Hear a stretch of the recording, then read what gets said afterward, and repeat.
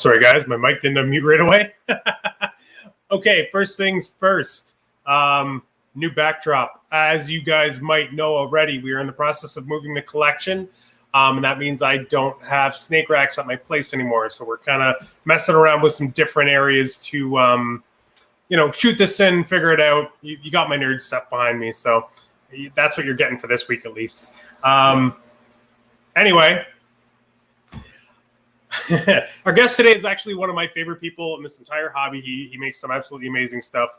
You guys already know who he is, but I'm going to introduce him anyway.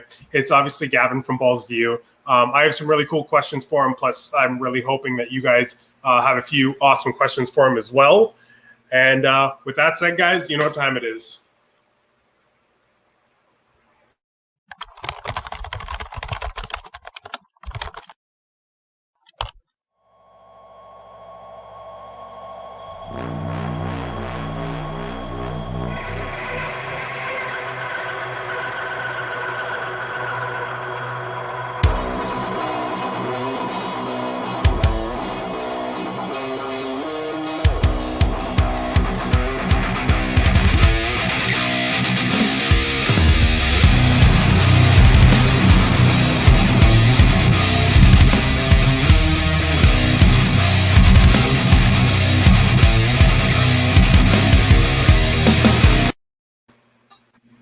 What's up, man? How are you? How you going, Chris? You okay? Yeah, I'm good, man. I'm good. Nice shirt. Yeah. I thought I'd represent the reptile ward. Those guys. Speaking of which, actually, I'm gonna give a quick shout out to Jason, Morph Mixology. This is actually one of his old shirts, but oldie but a goodie. Yeah, definitely. I've got one of his old shirts. Not that one. The one after that, I think I got that one.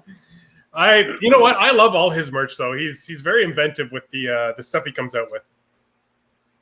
Oh yeah, I mean, he's a good guy. He tells it as it is. He reminds me. He reminds me of being older before his time. He's very much. Yeah, he's a very mature guy for his age. Absolutely. Yeah. Cool dude. I love chatting with him, but yeah, he's good. Just want to say hello to everyone in the chat room. I can see quite a few people are already joining us, so thanks for joining us, guys. We got Marvel Balls from the UK. Oh, what's up, Caleb? It's all good. That's awesome. Let's see. We got Mandy, Kathleen, Kat. Damn, we got a bunch of people in the chat. This is awesome. We're already at 20 people. We just started. So we're going to just go right into this. I assume the story is going to be pretty straightforward, but I have to ask everybody, what's the origin of your business name? So the whole Balls2U came from, it was a tongue-in-cheek, as we call it here in the UK, a very much up you to people who I asked questions I reached out for help via email, because we didn't really have social media back in them days. And they kind of didn't, well, we had reptile forums, and we didn't really have any sort of like communication as such. So it was mainly done on emails and stuff like that. And I asked them for help, and they sort of didn't want to, they didn't respond back. But the minute I inquired about a price on a snake, then they replied back to my email. So the whole Balls2U was, I was just sat there and I went, Balls2U, mate, I'll do it myself. And I thought, there we go. And it started off as a bit of a joke. And, you know, now I look back and I think it's not a professional name like, you know, JKR or, you know what I mean? It's not like that, but it represents help. It represents, you know, positivity. It represents, you know, standing together as a community and helping people. So the whole Balls2U movement, as I call it, has kind of progressed because, you know, what we've learned over the years is actually if you help people, you yourself gain a lot more out of helping someone. So absolutely. It's kind of cool because I didn't realize your name is kind of a relic from the old ways of the hobby. From back when people, instead of going out of their way to assist and to help, like the community is full of now, people that are just beyond giving in their information and their time. It's like a callback to the days when, unless you were dropping $1,000, $1,500 with somebody, you couldn't get them for more than 2 minutes. Like they could not be fucking bothered. Yeah, I mean, you know, pastels were like £2,000 and £3,000 or 2,000 or 3,000 Canadian dollars. You know, Mojaves were like 4K, spiders were 4K. You know, and you know it was a very much pay to play type situation. And I learned quickly that, you know, I had to learn the hard way. I had some help from a local breeder within the UK, a guy called Phil. He helped me out quite a lot. But again, crazy enough, one of the main guys that helped me was a guy called Ralph Davis. I remember Ralph Davis from back in the day. Ralph would always reply to my emails, and it may be short, but he would always reply. And I remember, you know, SAF stuff like breeders, when I asked about a project, you know, they didn't want to sort of, oh, Gav, you know, it's a bit out your price range. You got to have deep pockets for this project. And then how quickly they sort of got, they sort of realized that actually Gav's probably a good person to have in the project because of his reach. And then all of a sudden they were offering me the project, you know. And again, Balls2U, you know, that type of scenario.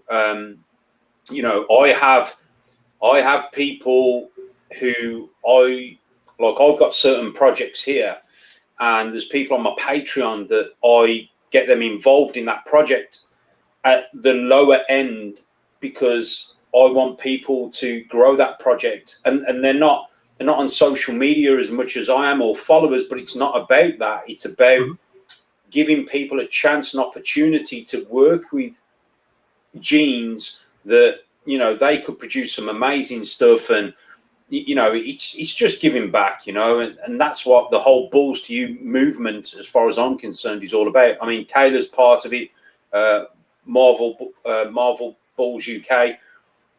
You know, she always asks for help. We always help people, and that's what it's all about, you know. So while we're on the subject, or at least touching on it, do you want to plug your Patreon, your Discord, all that stuff? Yeah. Yeah, so obviously, okay, so I'm going to be straight to the point. I thought back in the day the Patreon thing was a bad idea. I didn't agree with the same it. boat as you, man. Yeah, I didn't agree with it. I was like, no, no, no, no, no. It kind of went against what I sort of believed in, that information should be free.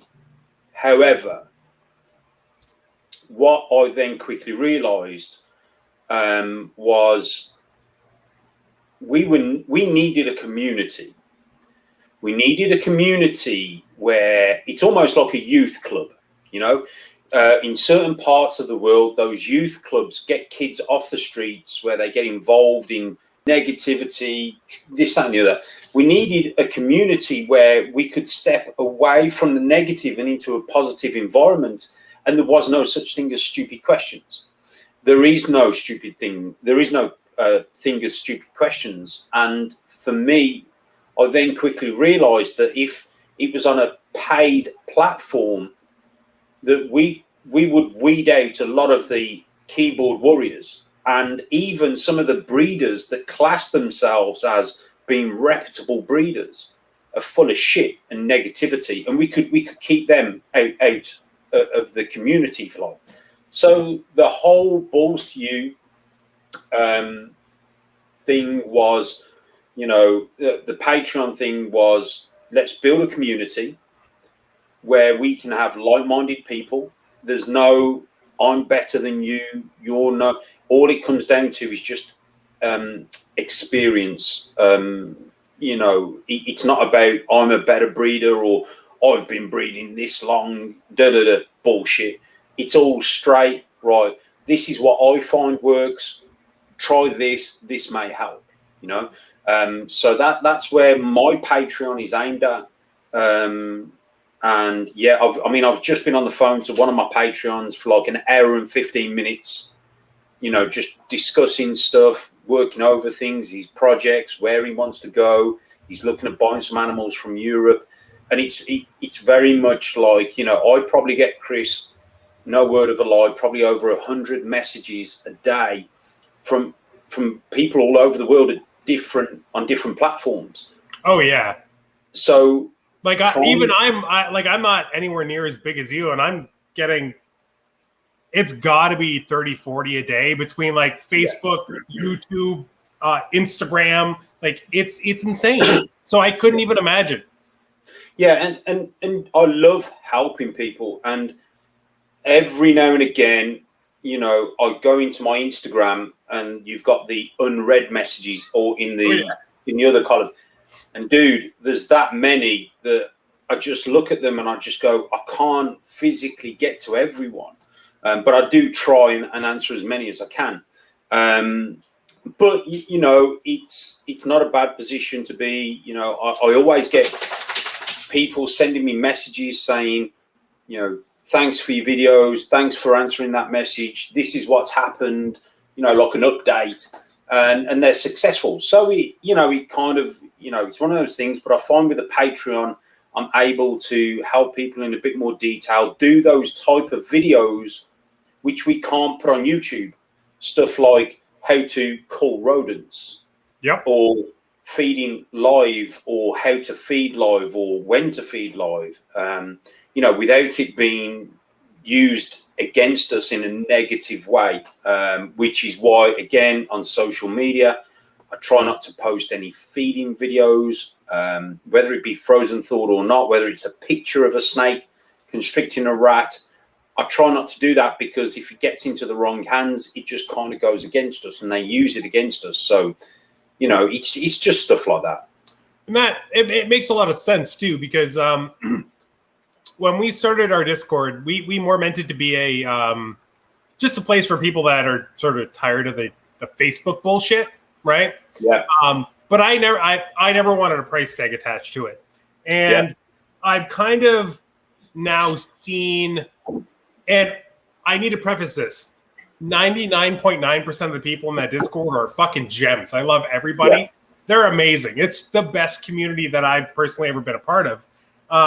And I couldn't be happier. But because I didn't put up any kind of let's say a barrier for entry. We've dealt with a few problems in terms of privacy and people saying shit to other people. Like, it's that part kind of sucks. But beyond that, what you were saying is exactly it. People can come in. They can ask those questions they might be too intimidated to ask in a Facebook group or to email to a breeder because they don't think they'll get a reply, right? And we can answer them, and there doesn't have to be any judgment or any of that. And it's been absolutely amazing. And I mean, I'm just going to add this really quick. Even right now, I'm going through some money stuff, but like even I was part of Gavin's Patreon for a while. Like, worth it. Go do it, guys. Go. Yes. Yeah. And the one thing I'll say is that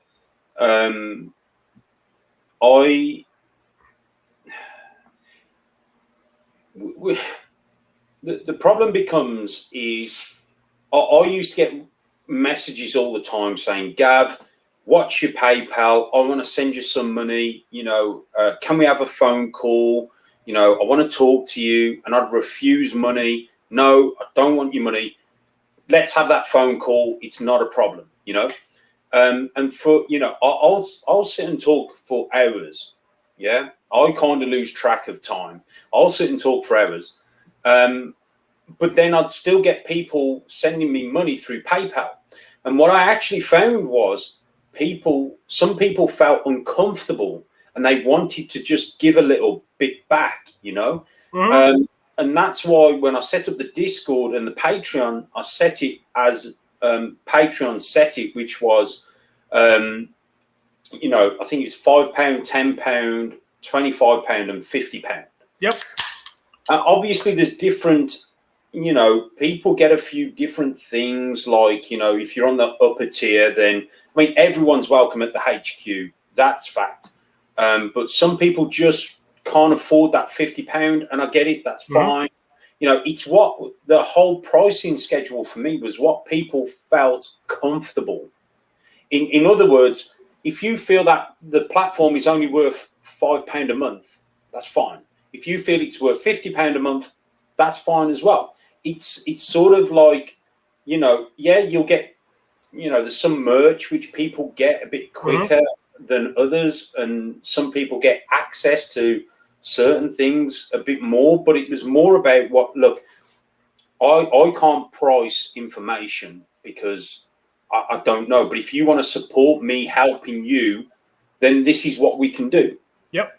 And I'm very grateful, and I've actually stopped some breeders, reputable breeders, from coming on Discord and Patreon because I don't respect them. They're full of shit. And, you know, I don't want their money. I'm not interested. I want the people who are on my Discord and Patreon to succeed. And this is where, you know, I say to people like Marvel Balls, bless her, she's on, you know, Billy's, yours, you know, she supports a lot of people. Kill is awesome. She, like, we give her a little bit of shit, but Kill is great. Yeah. Kayla, you know, and this is the thing. I say to people like, look, if you're in Canada, go and be a part of a Canadian breeders Patreon, because you will gain a lot of information due to their environment, your environment. It's not like you can come to a Balls2U meeting, you know, here in the UK. It's not that easy. You know, the barbecues that we're going to be having, all that sort of stuff, you know. But if I bring you guys over from Canada, you know, you, Lord of Lion, Austin, you know, Billy, you know, you're going to come here, you're going to stop at the HQ, and we'll put some blow-up beds down here somewhere, you know. I'd be right at home, man. Yeah. So, you know, all that sort of stuff is still to come, all that, you know, and what I say to people, for me, it's just about reaching out and having a platform that people felt safe, because you know what, Chris? I got sick and tired of people sending me screenshots of Facebook shit drama, people talking down. I was like, what the fuck? You know, what's up? Why can't we just help each other? You know, what's so Absolutely. hard in, oh, if you don't know this, you shouldn't be keeping ball pythons. Well, guess what, motherfuckers? None of us knew shit anyway back in the day. You know, we all started from somewhere, and that's fact. And you Oh know, man. I mean, I see some other people. I know I'm giving Kayla some love, but Richie's recessives. I see a lot of people on here that sort of support me on YouTube and Instagram. And guys, I just want to say from the get-go, thanks for all your support. Red Dragon Pythons as well. Thanks for all your support, guys. I really do appreciate it. And it doesn't matter to me. I still feel gratitude when I get those messages from people, or I get that one extra follow, or that one extra subscription or like on a video. It still means the world to me, Chris. You know, And that's the thing too, right? Like people always just assume like, oh, they're at 20K, they're at whatever, like they're not even going to notice. Like, no, it's a big deal. Like, yeah, every time somebody follows me, I kind of like, I go, they want it, they care. That's awesome. Yeah. Like, I get really excited. Yeah, and do you know what, Chris? And what's really bizarre is, like, obviously I've met you in person. We hung out at Canada, and I'll tell people straight. There's people I've met over here who are complete arseholes, and they act as if they are this nice person, and they're not. And then we've got people over the pond in America and Canada, Brian Cusco, Dave Kaufman, you, Lord of Lion, Austin. Billy's a little bit crazy, but he's all right. You know, he's okay sometimes. Yeah, he goes off on one, but he's okay. You know, I've met so many good people over ponds. You know, Kerry Barros, amazing. Kerry Barros, you know. Shout out to KB Reptiles. Yeah, I love Kerry Barros. Absolutely amazing. I know if I landed in Canada and I was in the shit, I could call any of you guys and you'd be like, Gav, we'll come and get you. You know? Yeah. And that's something that some of the breeders over here, you know, would not do.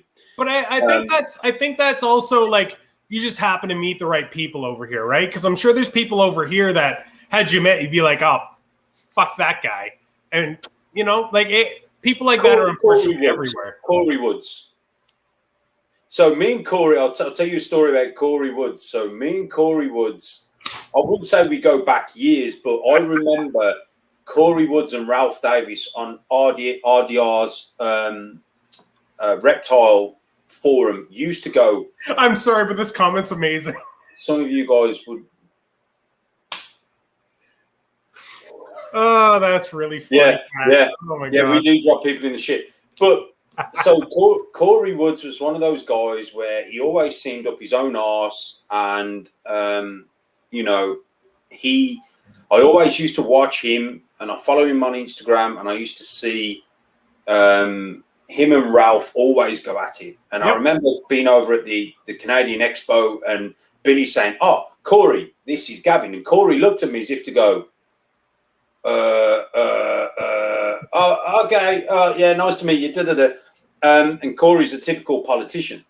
Now, I always got that sense that Corey was an arsehole, but he's probably not. He's probably a genuinely nice guy, you know. But you know, it is what it is. But I don't know, you know.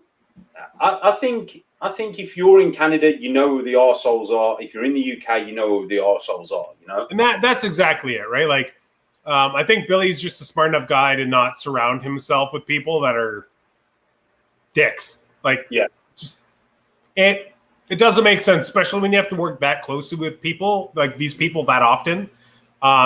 Seeing myself and Nick 2 to 3 times a week, and then Austin and Lion 4 to 6 times a week, and you know what I mean? Like, I think Billy knows better. It's just not worth his time to deal with it, right? So, and obviously, you know, I can't say enough good things about Billy. The guy basically helped us restart our collection because I was out of it for years and years, right? So I can never say enough good things about the guy. Yeah, and I've seen Billy change over the years. So, for example, yeah, me too. I've seen Billy go from money orientated and I'll tell this to his face, I love Billy. He's gone from money orientated to now going, actually, I want to help people. And you've seen this transition go, and it's really done him the world of good. It's really done him a massive favor, you know, and I think Billy, you know, Billy's one of the good guys. He wants to obviously help people. He's a businessman. Let's not get that He shit definitely twisted. knows what he's doing business-wise. We're not going to say he doesn't.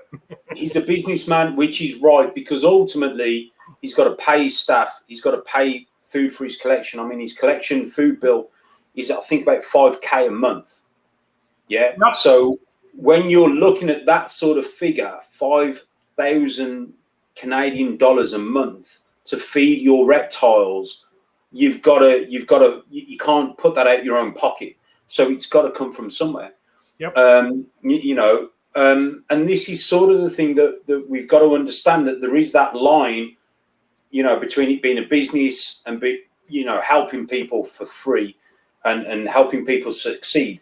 You know, it is what it is, but you know, there's a lot of good people out there, but there is also a lot of arseholes who don't deserve the following that they get. Yeah, I'm not going to disagree with you. There's a lot of people in this hobby and in many other hobbies that are the same way. They probably don't deserve the attention or adoration that they get, but unfortunately it is what it is. And, you know, we can only hope the people that follow them eventually find some people that will actually give them the proper guidance and proper information. But what I've found, Chris, what I've found very interesting is that those people, I mean, we're very much alike. Those people that are arseholes, the amount of people that walk through the HQ door and go, yeah, so-and-so's done this, so-and-so's done that, they've stitched me up, the same person stitched them up, or has dealt with them in a very negative way. Before I've even said anything, it's almost like they're self-destructing themselves, you know. It's like they're destructing themselves, you know. So, well, Chris can be an arsehole. Oh, Chris, I am not. Yeah, I'm not pretending I can't be. Gavin, lots of arseholes for sure. Yeah, I mean, Mordex ball pythons. I mean, to be fair, you know, through Billy's videos, I've heard the name, you know, Mordex ball pythons. You know what I mean? So Billy's done a lot of things for people, and vice versa, and and you know, there are arseholes out there. No, and you know what? It's really funny because Billy seems to find the good ones, like Mordex, Michelle, and Paul. They're two of my closest friends in the entire world. I go up to see that, like, they're not close. They're a couple, like, 3 hours away-ish. So I don't get up there as much as I wish I could, but I do go fairly often. And, you know, like, they were given kind of a weird hand when they started into the hobby. They were kind of,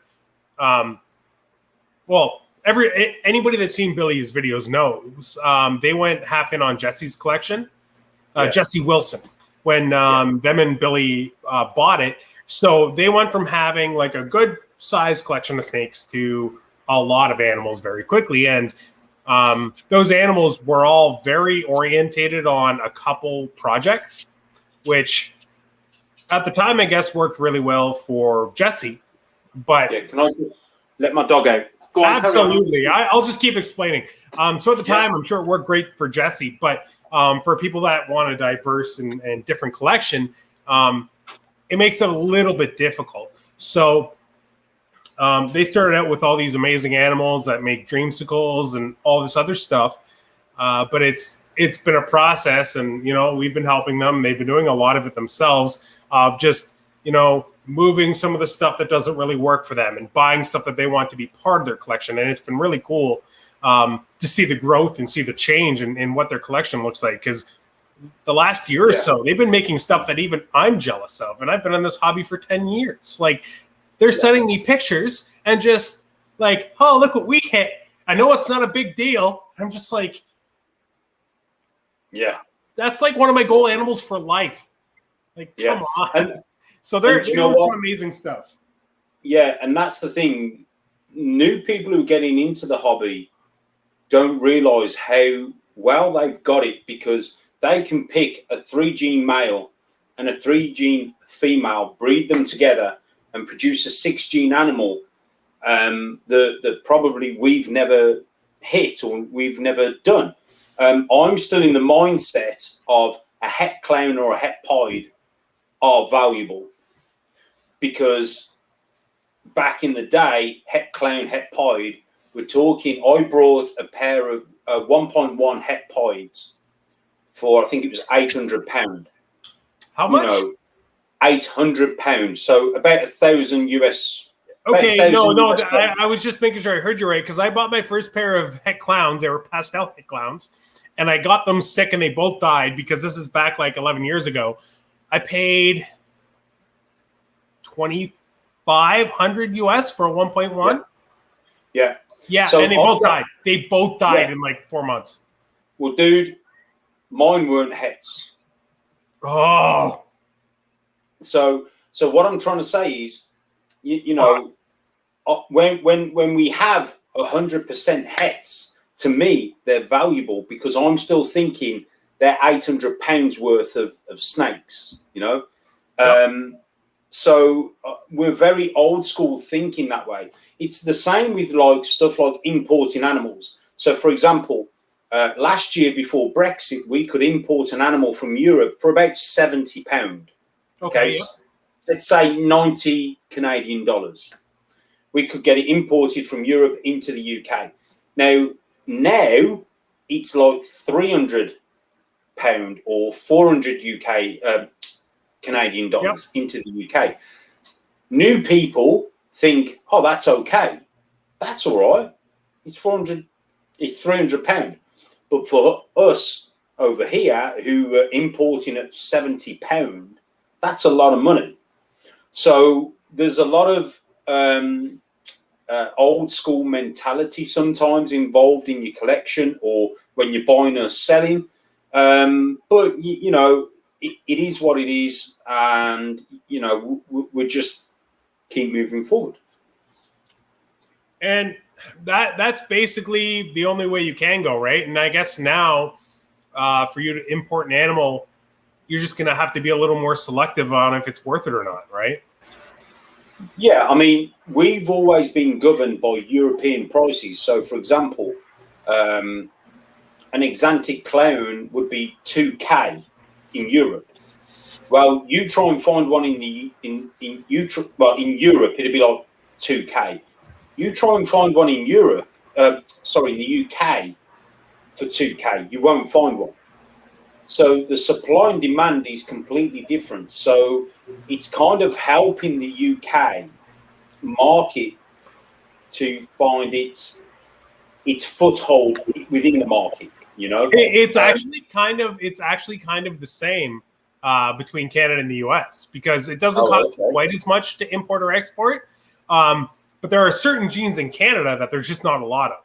So if up here you make something, you can kind of put your own price on it, because otherwise you're going to the US and you're paying shipping to the importer. You're paying $250 to import. You're then paying the shipping from the importer inside the country to you. Like, so it's actually really helping certain genes up here. It's actually really cool to see, because I'm sure you know we have the Stranger Project and also the Motley stuff, and we're some of the only people in the country that have it. So for projects that people aren't really working in, it's been great. So I'll tell you a story about the Motley. We've actually talked about this before, and I was going to bring that up because it was my first time actually getting a chance to talk to you, because at Billy's before that, obviously there was a ton of people that first night, and then we went out for dinner. Yeah. And you and I had started talking, and I asked you about the Motley Clown that we had actually just got in from Justin through the Chase auction. Yeah. And you told me a bunch of stuff about the project I never knew, which was amazing, because it only helped me then go track down more info. But all that said, I just wanted to continue what you were going to say. So for those who don't know, the Motley was founded here in the UK. So how it came about, I believe his name was Mark. I might be wrong.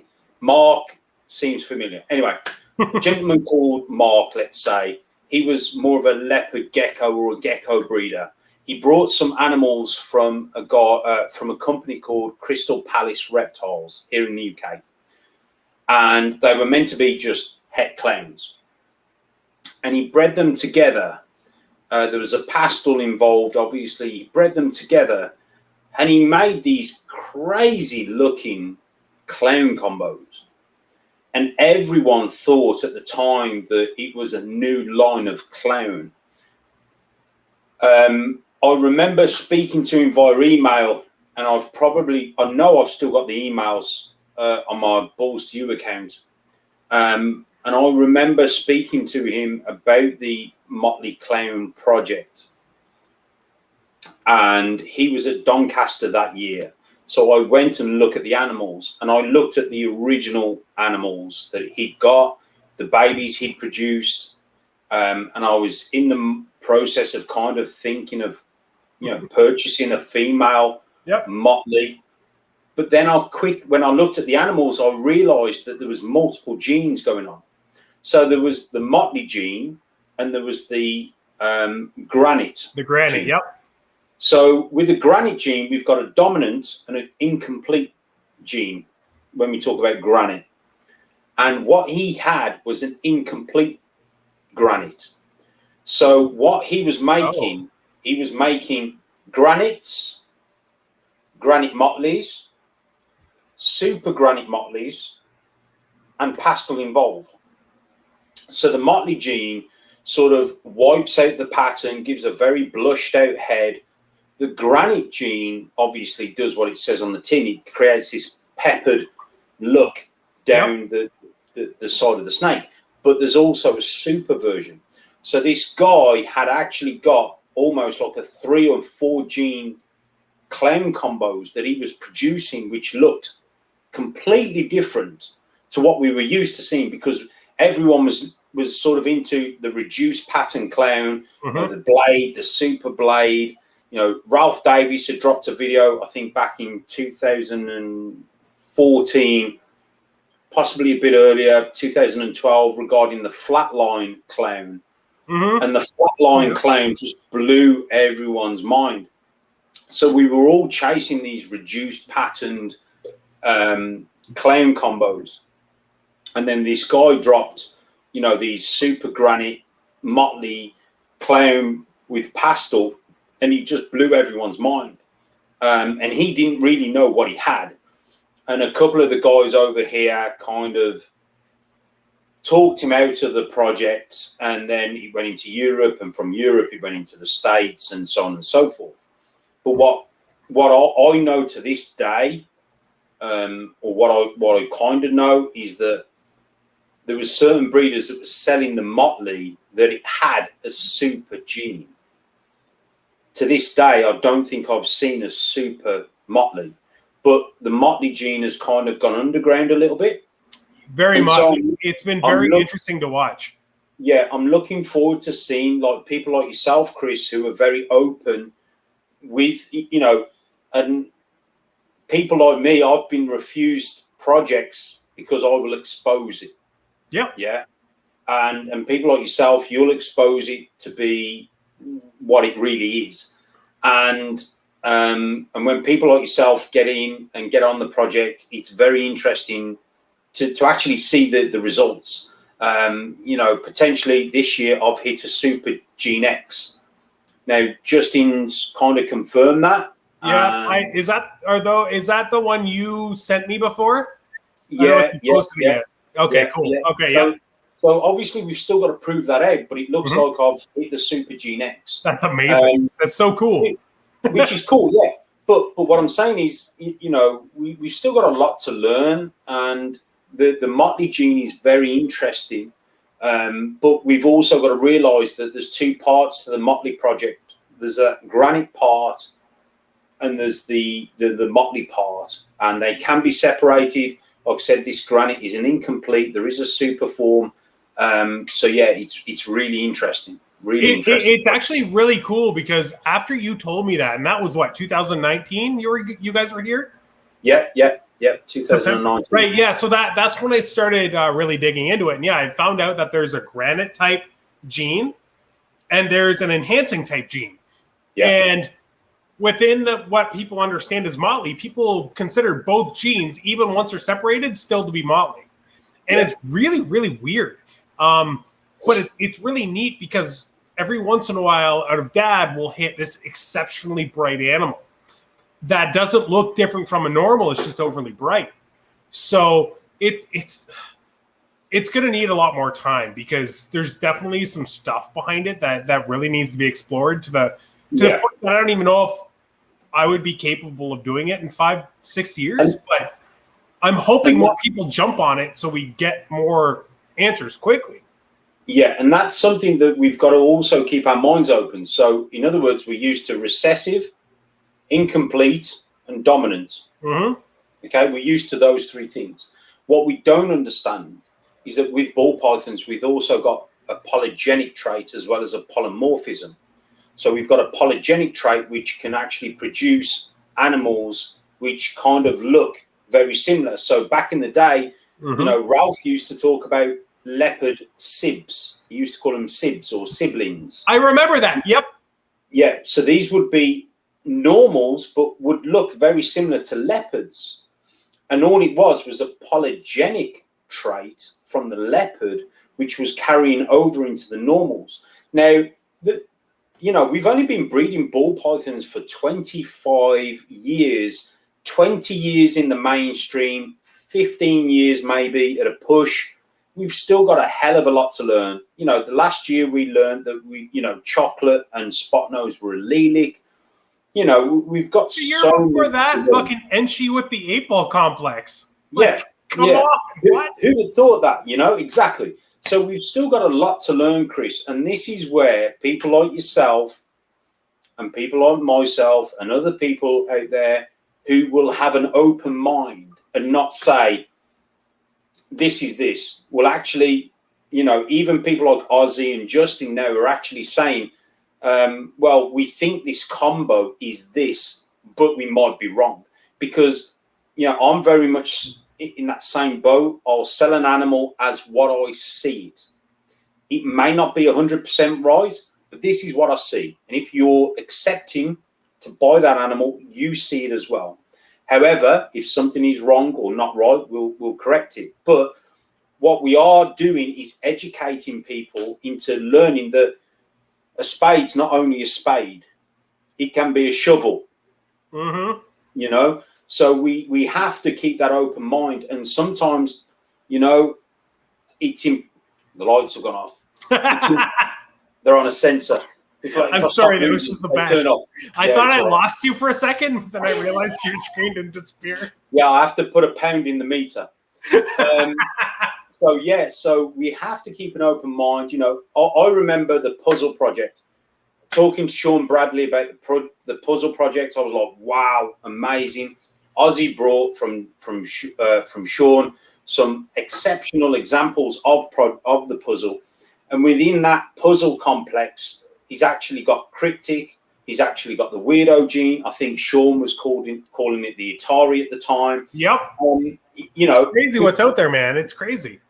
Yeah, and that's because Ozzy wanted to buy direct from the source and buy with his eyes. And that's something that, you know, we looked at. And, you know, I looked at other people's puzzles and I thought, they don't look anything, you know, they look different, but they don't look crazy. But that's because Sean Bradley's stuff obviously had cryptic or krypton, and it had, you know, the weirdo gene or the Atari gene attached, which, you know, I can see we've got Royal Canadian Reptiles. Will's got some amazing puzzle stuff in the house. You know, Will has some of the nicest puzzle stuff I got. Yeah, I'm not a big fan of puzzle stuff, and Will has some nice puzzle stuff. Yeah, well, I've got Cryptic and Krypton in my collection. And nice. When I've come over to Billy's place, we were looking at some stuff. I then made the decision, because I was going to get into puzzle, I then made the decision when I got back to the UK to get rid of all my Cryptic, all my Krypton stuff. because Wow. what I didn't want to do, Chris, was confuse the situation. Okay, so I thought I only want to work with stuff I understand. That makes a lot of sense. That's why I just sold off what I got and did it that way. You know, I want to work with stuff that I know what we can do and how we can work with it. You know, and it's interesting to watch people work with the Cryptic and Krypton projects and see what they produce. I still think they produce amazing looking animals. I just think it's very much a bit like the toffee and albino situation, or the candy and albino situation. For those who don't remember or who weren't around, the candy and toffee was a massive investment for a lot of people. And then when fellow Canadian Peter Williams dropped out the, I think he was working with the Toffino. Toffino, yeah, he was working with toffee. Yep. And he dropped out at the Toffino, the art fell out of it, so to say, which was a shame. So I'm sitting back watching people work with a puzzle, watching people work with Cryptic, watching people work with Krypton, whatever, and seeing where people go with it.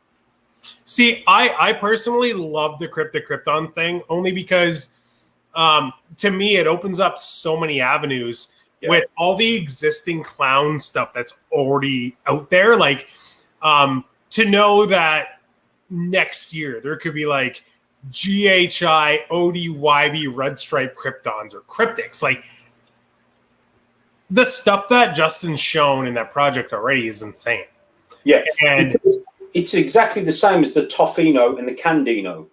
They make some beautiful animals, Chris, you know? And I think with the Cryptics, well, with the Kryptons, which are double heads, they can make some amazing animals, you know?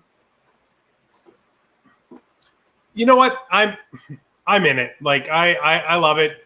And it's funny because I worked for Billy from, I want to say 2017. When he first started kind of picking it up in his collection, he had a mail from Justin. I believe it was a mail.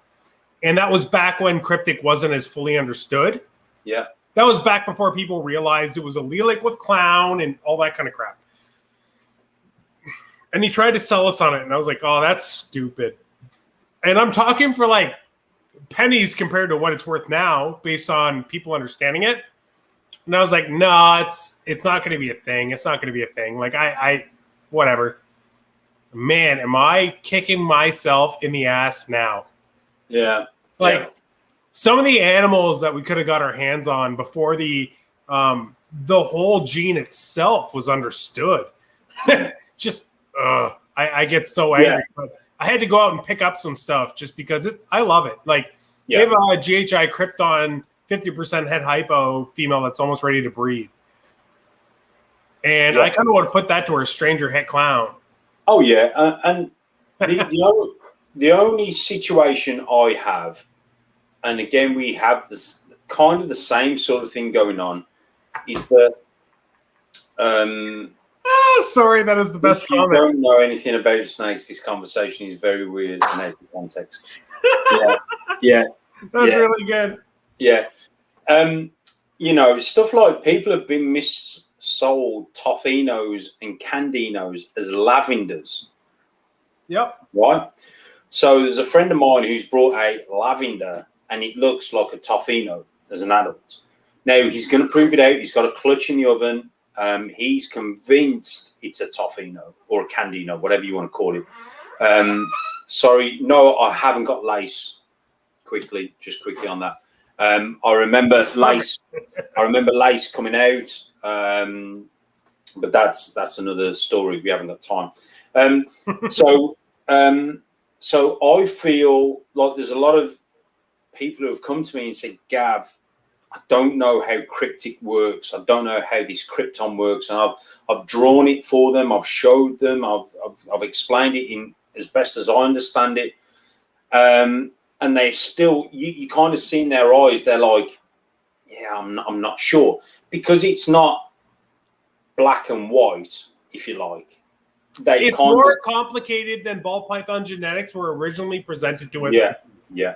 Yes, 100%. You're not wrong. Like, ball python genetics were originally presented as very simple. It's easy to understand this, that, and the other thing. And now all of a sudden you're throwing in a complicated like change to that. It's too much for some people. Yeah.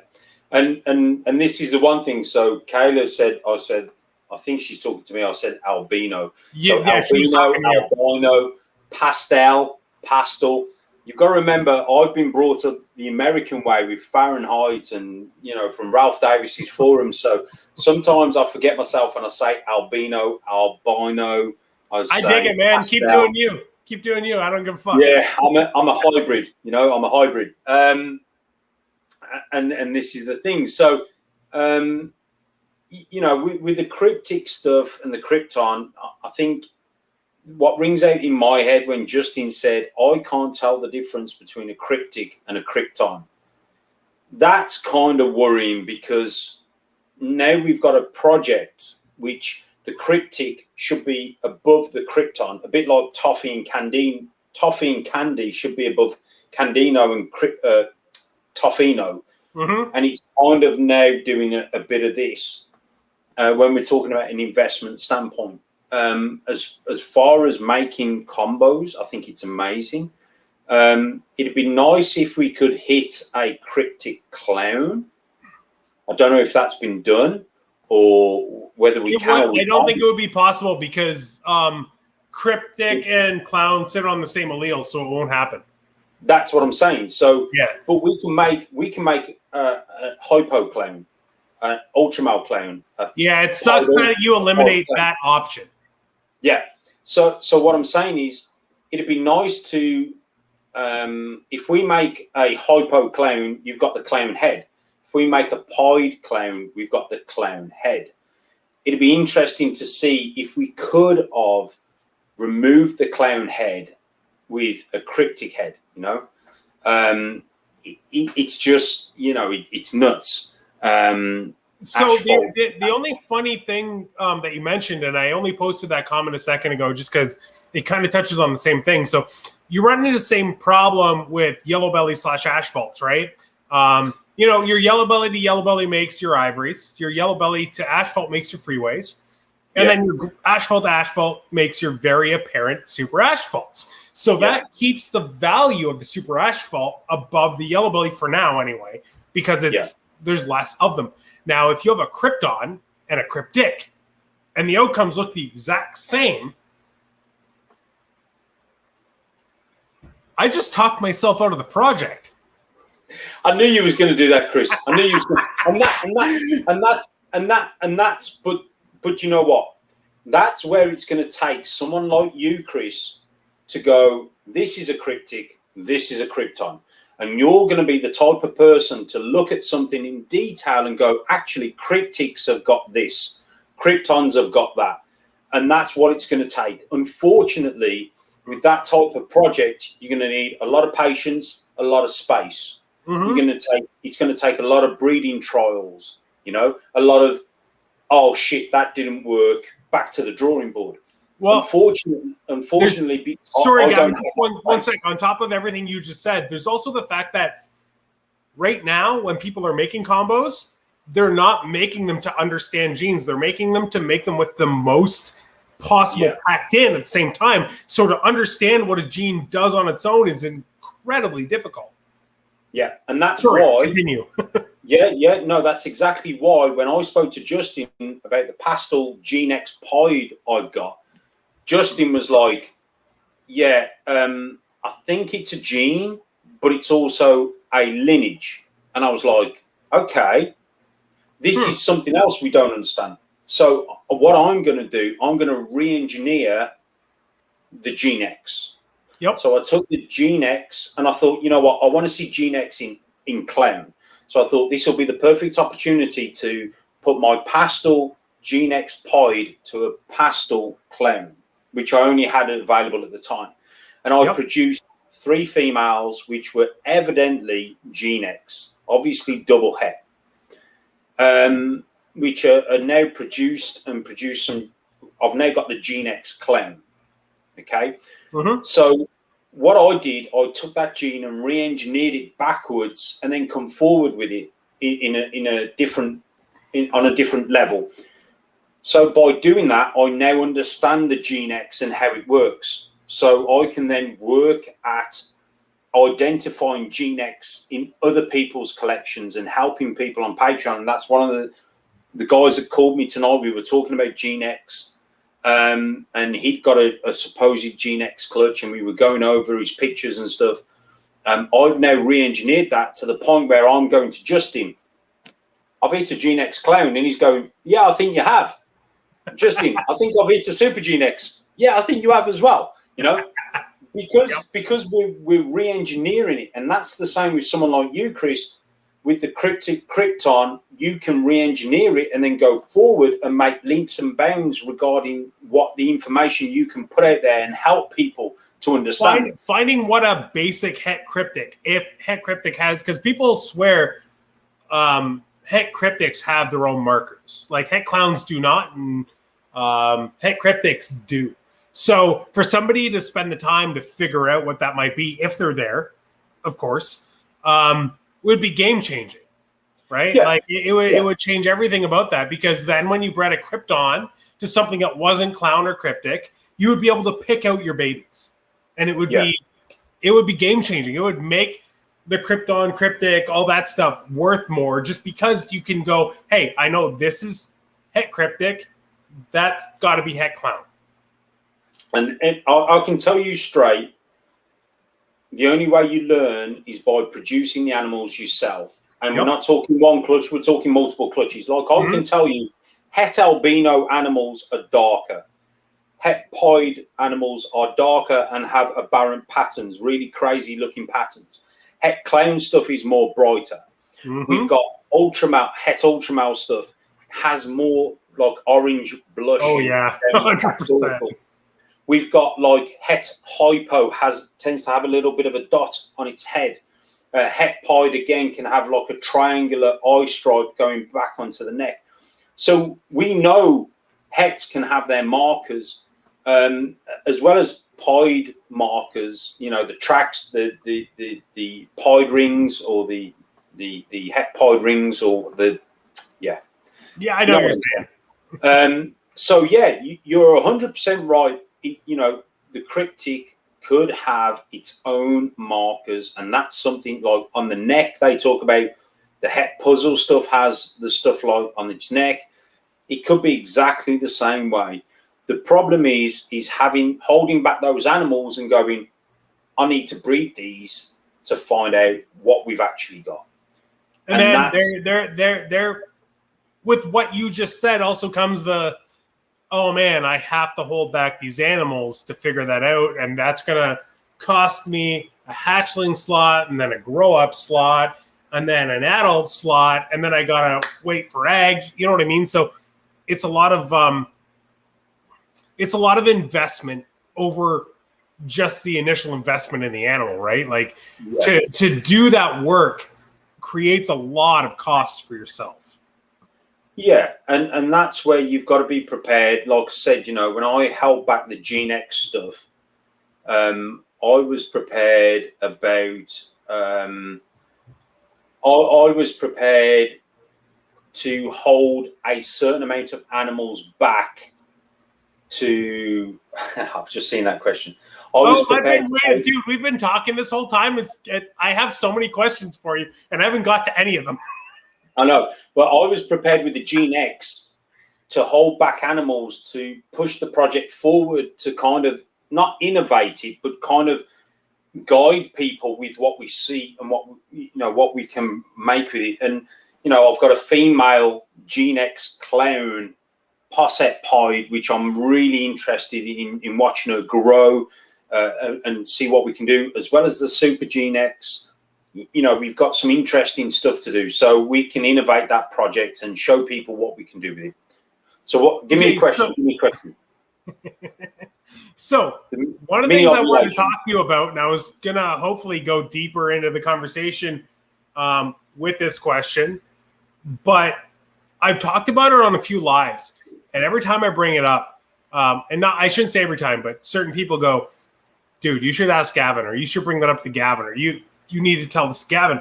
And this being my first year with an ultrasound, my first full year, I should say. I had it for the latter half of my last season. But I've noticed some really weird stuff when paying really close attention to my females, because most people ultrasound once a month, once every 6 weeks, and maybe they don't even do all their girls. If they know one's building, maybe they. So I've been going out of my way to do my entire half the collection every time I ultrasound, which is every 2 to 3 weeks. And I've noticed some girls sitting at 30, 31 millimeters, and then in ovulation the next week. I've noticed some girls at 39 that reabsorb. I've noticed some animal, like I've been noticing a lot of things that based on conventional wisdom in the hobby shouldn't be possible. Yeah. And anytime I tell people, they either go, well, that's not a thing, or they go, you got to talk to Gavin. So. Okay. So let's get into it. Okay. So it's not that you need an ultrasound. What the ultrasound is doing for you, Chris, is making you see things that you shouldn't really be seeing, or hang on a minute, that doesn't make sense, because in the book it says this, yet my machine, and I'm seeing it for myself, is saying that. So let's rewind a little bit. Let's talk about the anatomy of a ball python. So first of all, in the wild, this species is meant to breed. It's not an extinct species. It's not. Mother Nature doesn't want it to go extinct, hence why we have females that can parthenogenesis and create their own clutch. Komodo dragons are, I was going to say bisexual. They're not bisexual. They're disexual, I think the word is, where they don't need the male to produce their eggs because they produce. And there's a lot of things about reptiles, guys, I'll be blatantly obvious, we do not understand. But let me tell you this, the only way you will understand is by paying attention to your animals, and that's something I explain to everyone. So this started probably about 4 or 5 years back. I was seeing animals. I'd see some of my females. They would blow up, and they'd look like they'd swallowed this rugby ball. Then I'd see some females, which I'd go in and I'd be like, oh, yeah, she's ovulating. Fantastic. It's at the start of an ovulation. Yep. Perfect. Note it down. 2 days later, 3 days later, I'll go back in and she's ovulating again. And I'll be like, but they're only meant to ovulate for 24 hours, there or thereabouts, when the ovum, the eggs are passing into the ovum and getting fertilized. So I never understood it. But I was watching, we need Gavin to do a Kraken shot to celebrate. I'm out of Kraken. I'm just about to call that. So, Jesus. So just quickly, limited edition just for Chris. Oh damn! Limited edition Kraken. That's awesome. We're gonna get that in there. So I don't feel so lonely drinking now. This is great. Oh, guess what? I'm completely out. I'll have to open the next bottle next. Ceramic bottles, limited edition. That's sick. Anyway, though. That's so cool. Yeah. So I noticed these females were and I was like, "There's something not right here." And then it kind of clicked that what I was actually seeing was 2 ovulations, but 2 mini ovulations. So I've got to add a mixer. Sorry, guys. No, dude, I can't do rum without mix. It's all good. Yeah. So anyway, I was noticing these 2 ovulations, and then I looked back at the anatomy of the snake. And what I quickly realized was that ball pythons, like most snakes, have got 2 follicles or 2 lines of follicles. Pearls. 2 lines of pearls. And what they'll do, they'll keep one at 3 millimeters and one between 5 and 10 millimeters. Yep. And the 5 to 10 millimeter one is just in case they come across a male in the wild and they need the follicles, because you've got to bear in mind, in the wild, a female will stay in pretty much one location. The males will travel, Okay, that's why you'll see the males pretty much at the front of the tub. You open the tub in breeding season, they're out. Yeah, they want it. They want to go looking for a female. So that's what we're looking at. So in the wild, the females have to keep a set of follicles primed and ready. Okay. Yep. However, there is that stage where they go from primed and ready to being reabsorbed, and the second line of follicles is now being primed and ready, because these follicles have only got a certain shelf life. Best way to, best before date. Yeah, let's say. And then this set of follicles now is going to come in and they're going to do this backwards and forwards, right?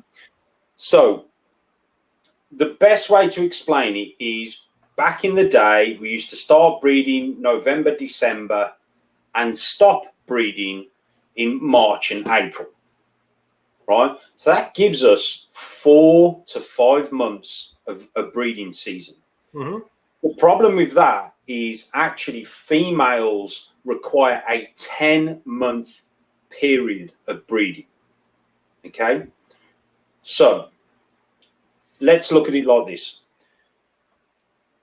So they've got 2 lines of follicles. We know that a female can grow follicles from 1 to 3 millimeters a month to 10 millimeters a month. Okay, so let's go.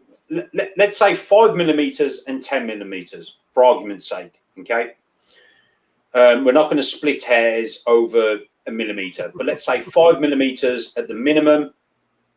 Let's say 10 millimeters at the most, because that's what I know they can grow 10 millimeters within a month. Oh yeah, so and I've seen that jump many times. Like yeah, exactly. So if your female, let's say, grows 10 millimeters, so she's primed and ready at 10 millimeters. You introduce the male, he sires, he does his thing, she accepts his sperm. That's another conversation. A female can pick and choose sperm, okay? She can dump it or accept it. But anyway, that's another one. I need to have you back on, because there's so many conversations I want to have. Dude, this is all facts. This is stuff. I've got the data. It's crazy. It's just stuff people don't talk about, and it's stuff people should talk about. That's what I mean.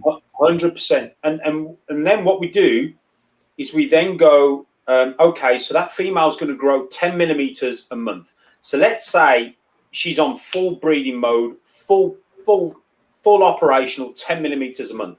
She needs to get up to 40 millimeters for it to go into full egg, blown eggs. That's 4 months, okay? So if we went old school breeding and went from November, December to March and April, so what's that, 4 or 5 months? So this is where a lot of breeders were going, oh, my female's not going to go this year. Actually, no, you just cut her breeding cycle down by half. Let's say they grow at the wrong time, like it.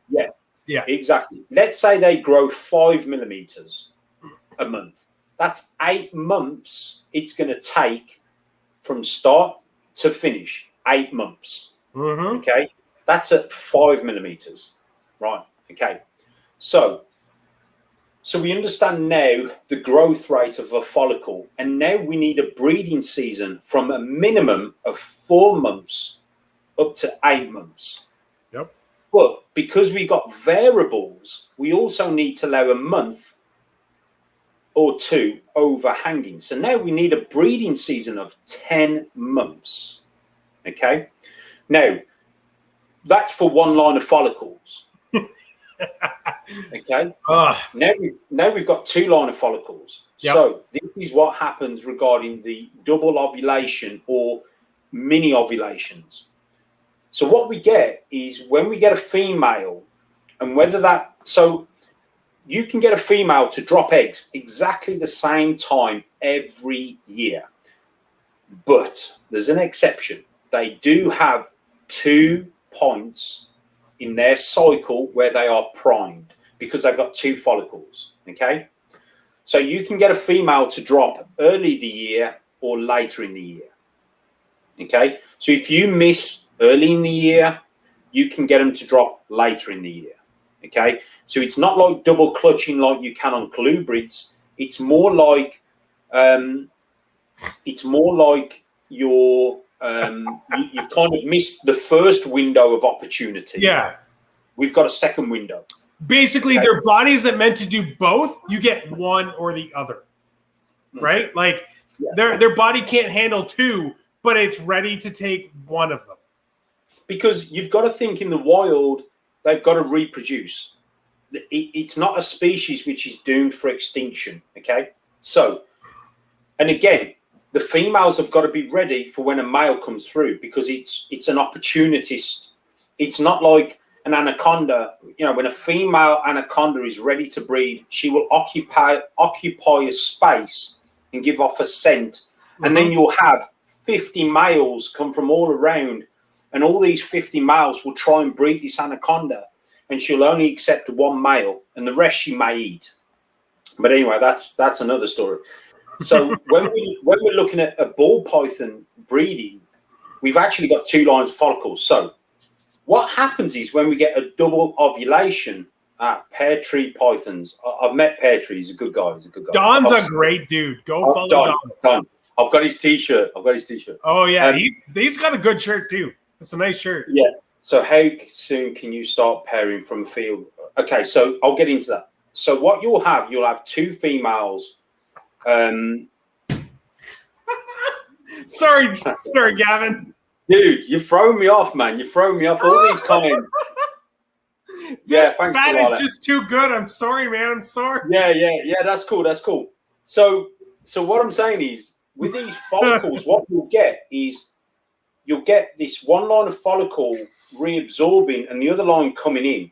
But what will happen is because you've kind of introduced the male at the right or wrong time, depending on how you want to say it, you'll have eggs from one follicle line and you'll have eggs from the other. And the eggs from the one follicle line will go through the ovulation period before the other clutch. So now, you'll have. Do you think it's possible for both oviducts to be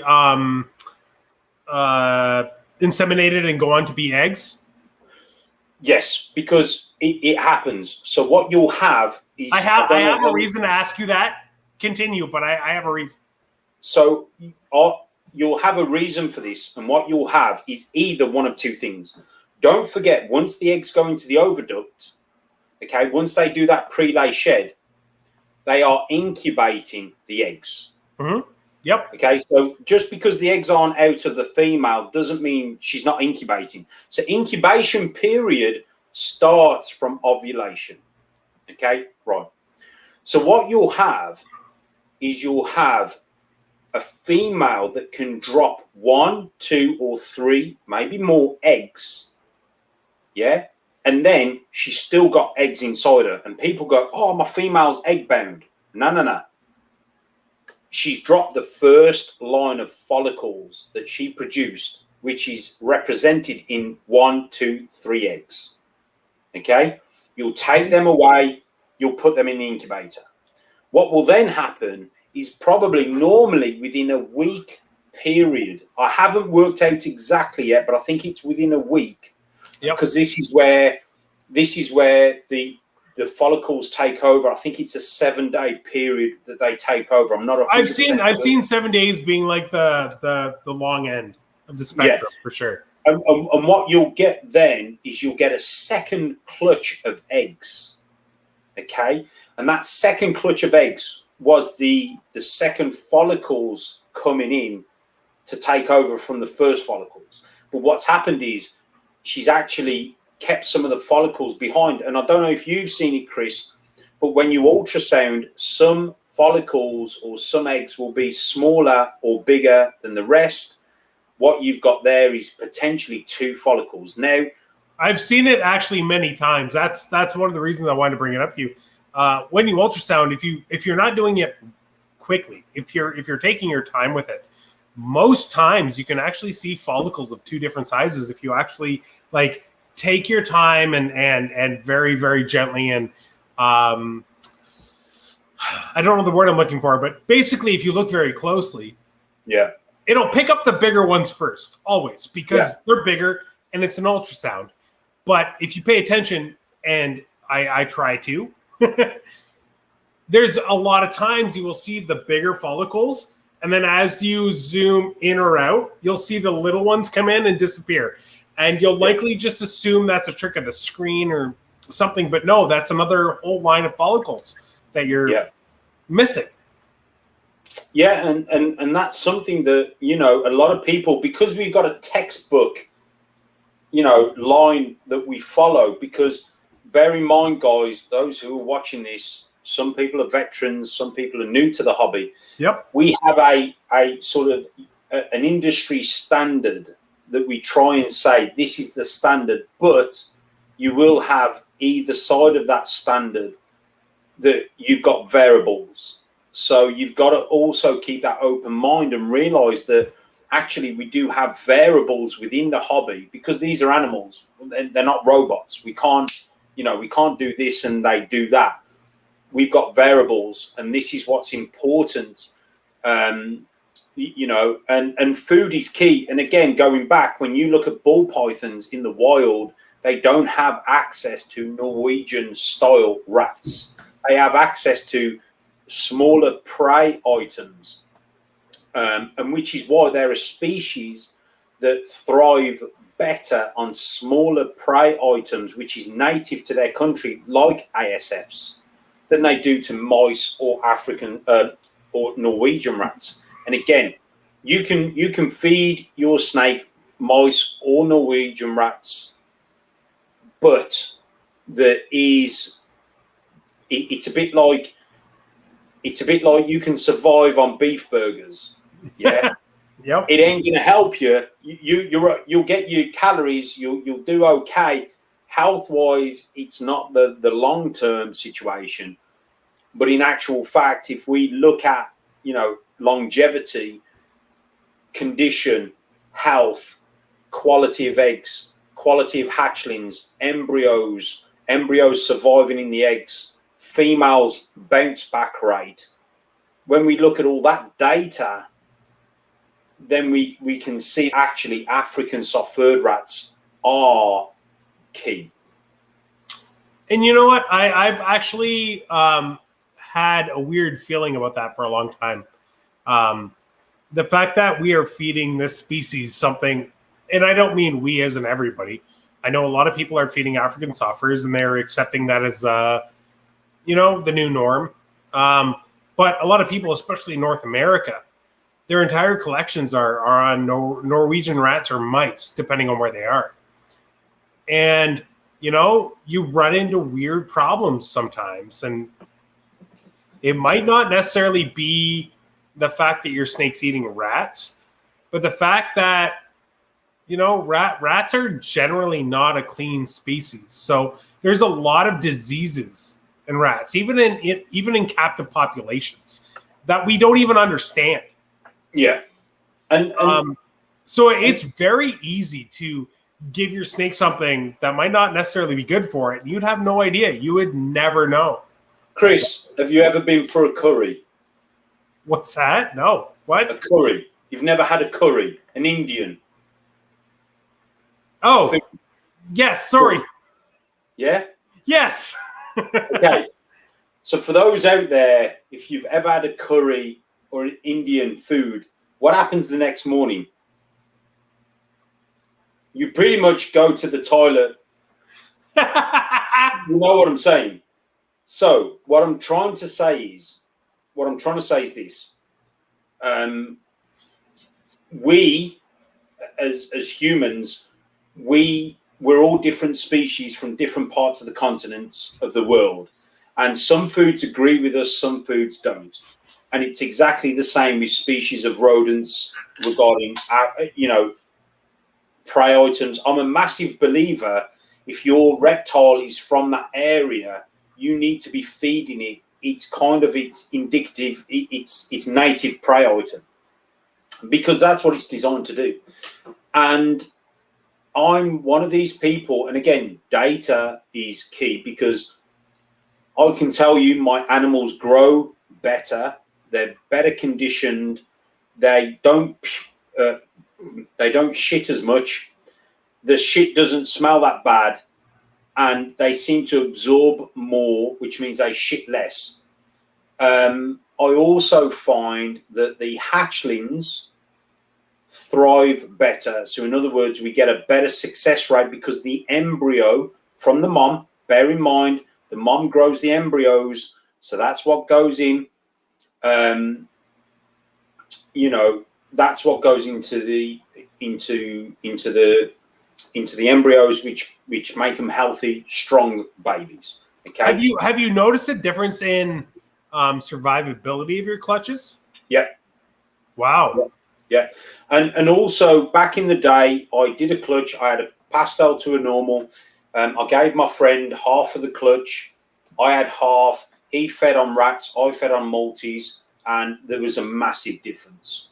Now, for anybody in the States that's watching, Gavin, can you ASF what multis are? Thank you. ASF multis, multi-mammoths, ASFs. Thank you. African soft-footed rats. So going back to what would fresh hatchlings eat in the wild, I'll discuss that as well very quickly. So ASFs are what's native to the ball python. Again, it's a small species of rodent which they digest and they tend to take more nutrients from.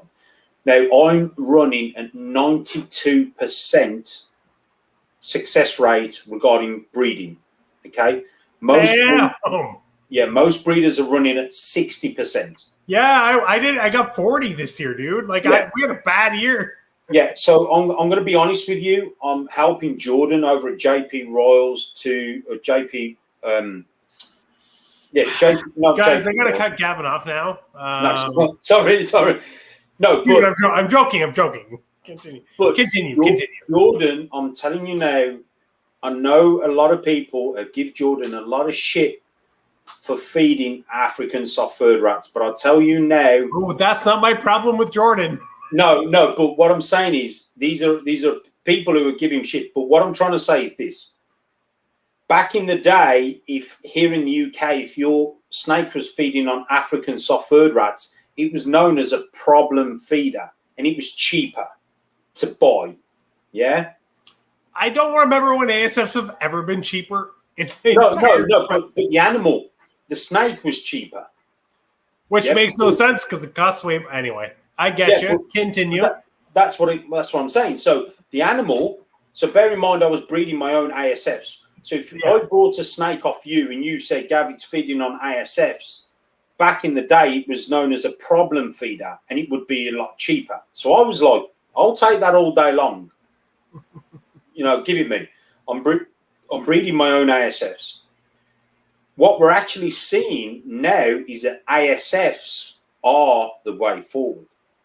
And in actual fact, people's mentality of, if you, I can feed a breeding female 150-gram ASF and it will go on to produce eggs.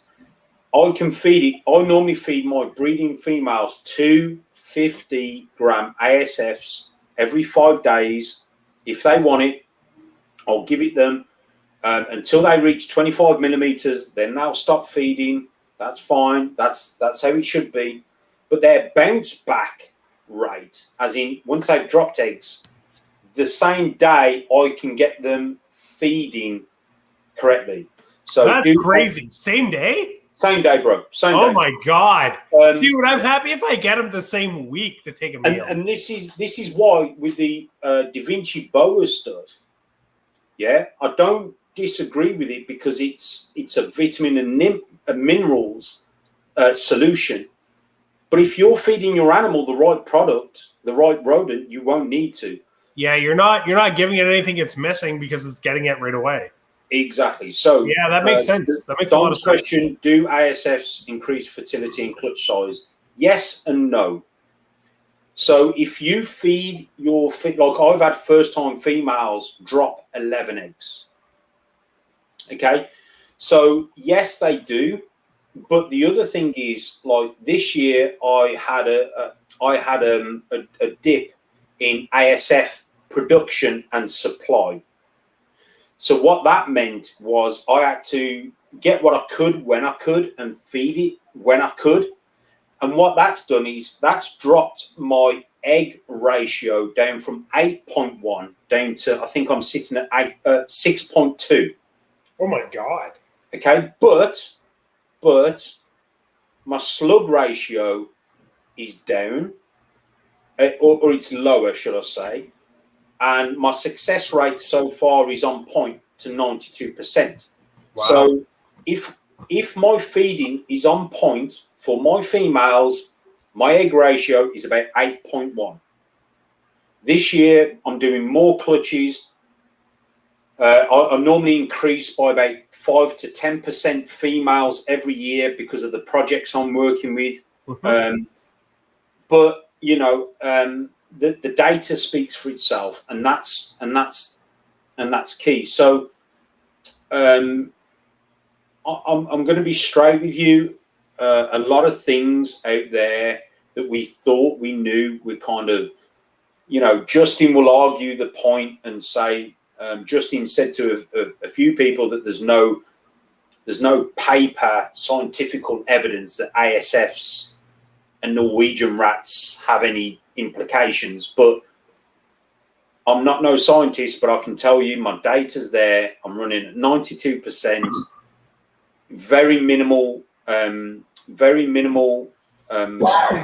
issues regarding embryos dying. It will happen regardless.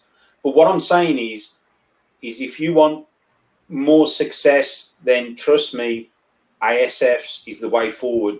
The reason why ASFs are probably more expensive where you are is because rodent breeders struggle to breed them because they don't understand them. Rats are a lot easier, so the profit margin is more. They can make more money. That said, over here, people are realizing that ASFs actually breed much more prolifically when given the right conditions, and it's exploding. It's kind of crazy.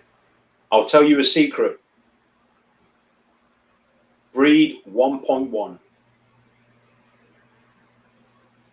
That goes against everything the rodent breeders here do. Do you know why? I don't breed rodents, so I don't know. Okay, please enlighten me, though. I do.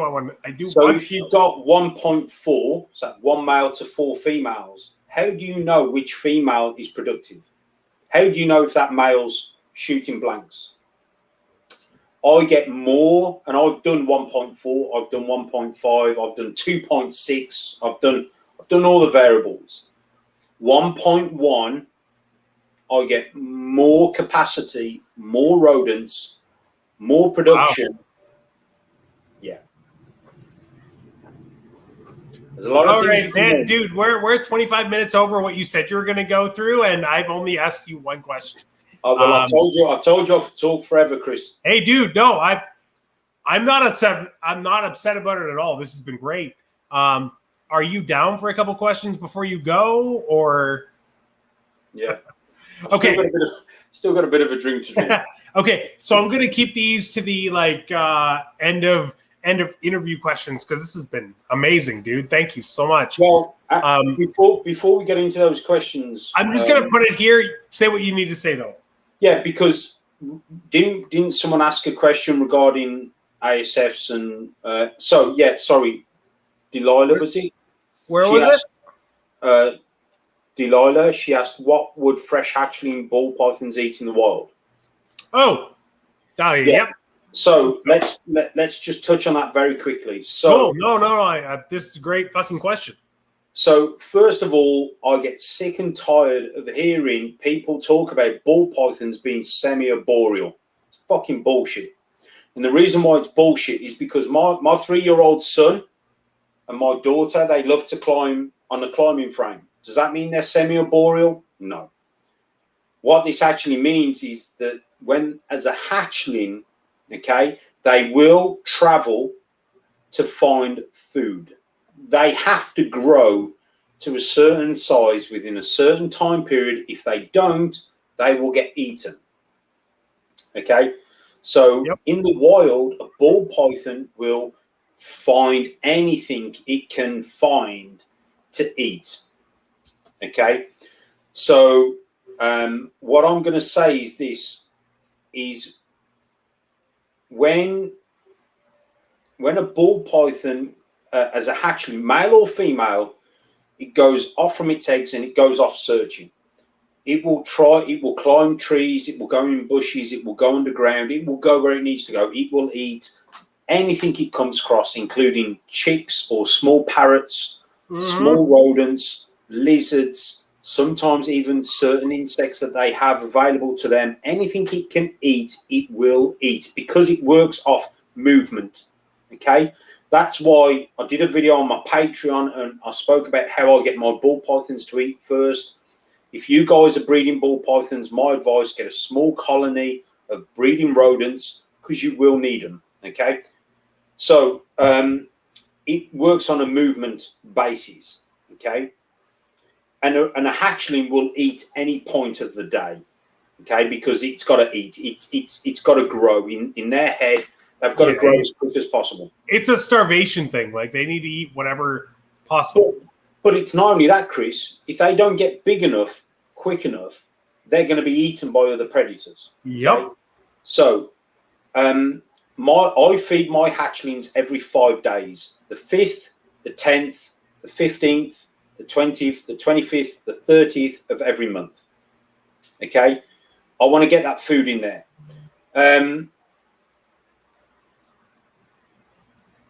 You don't need to sleep yet. I don't know what this means, but I just thought it was funny. Yeah, I know what she means. I'll pop you up at the bar.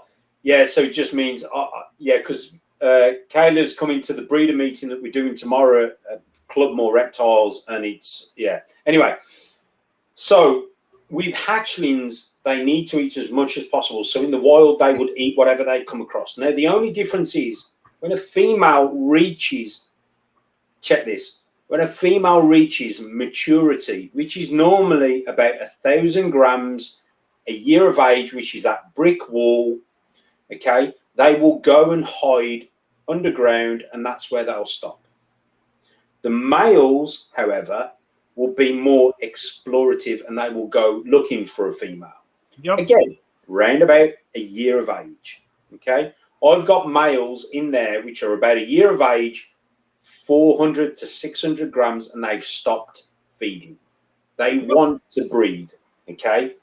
That's fact. So when we get a female at 1,000 grams, a year of age, they want to breed. It's when their body's going through the hormonal change and they want to breed. And that's the other thing. So when we talk about the breeding prior, okay, and we've got this baseline of breeding of 2 years or 3 winters, or we look at breeding at 1,500 grams.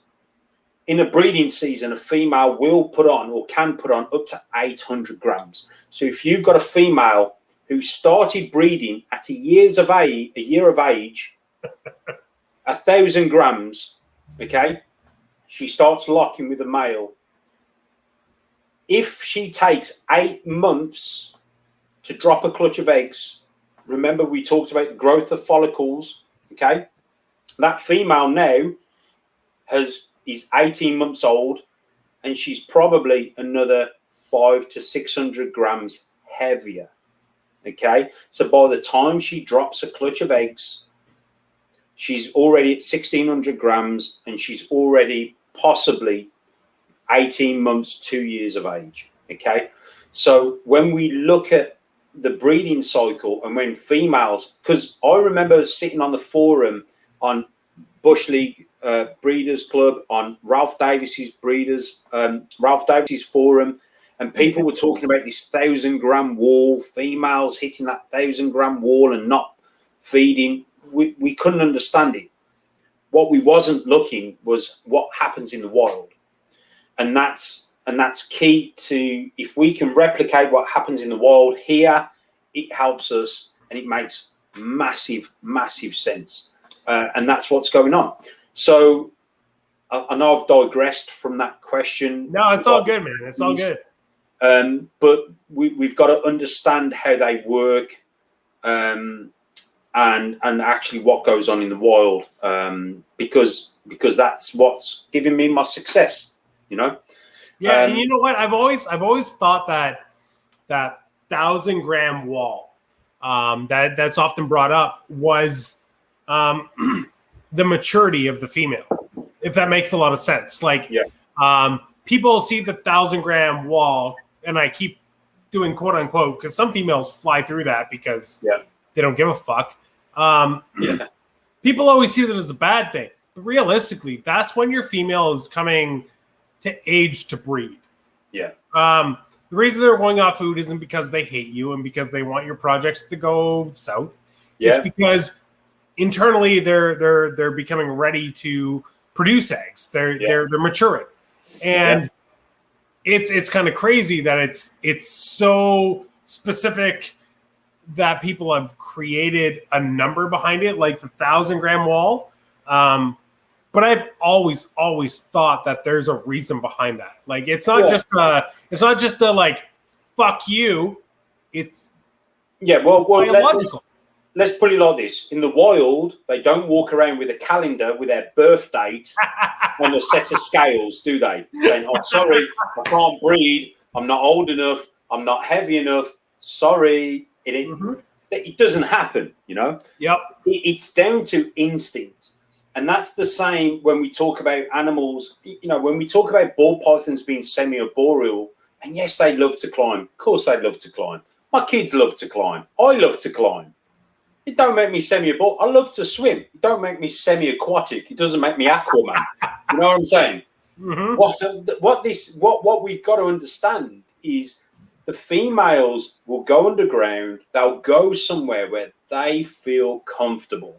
Okay, the males will search out the females, and that's exactly what goes on in the wild. I've got a friend over in Africa. He will confirm that with me. We'll laugh and joke about these pet shop people, and you've got to remember, guys, I don't hate on reptile shops, but they make massive markups on what they sell. So if they can sell you a setup, you know, and they'll use UV lights. Oh, ball pythons need UVB. They need UVB lights. They need them. Yeah, do they fuck? They're nocturnal.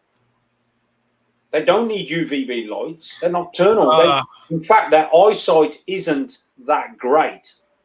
So they don't enter, you know, we understand, you know, what I don't like, Chris, I don't like people mugging people off.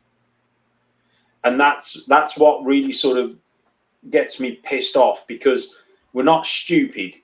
You know we don't need UVB for ball pythons.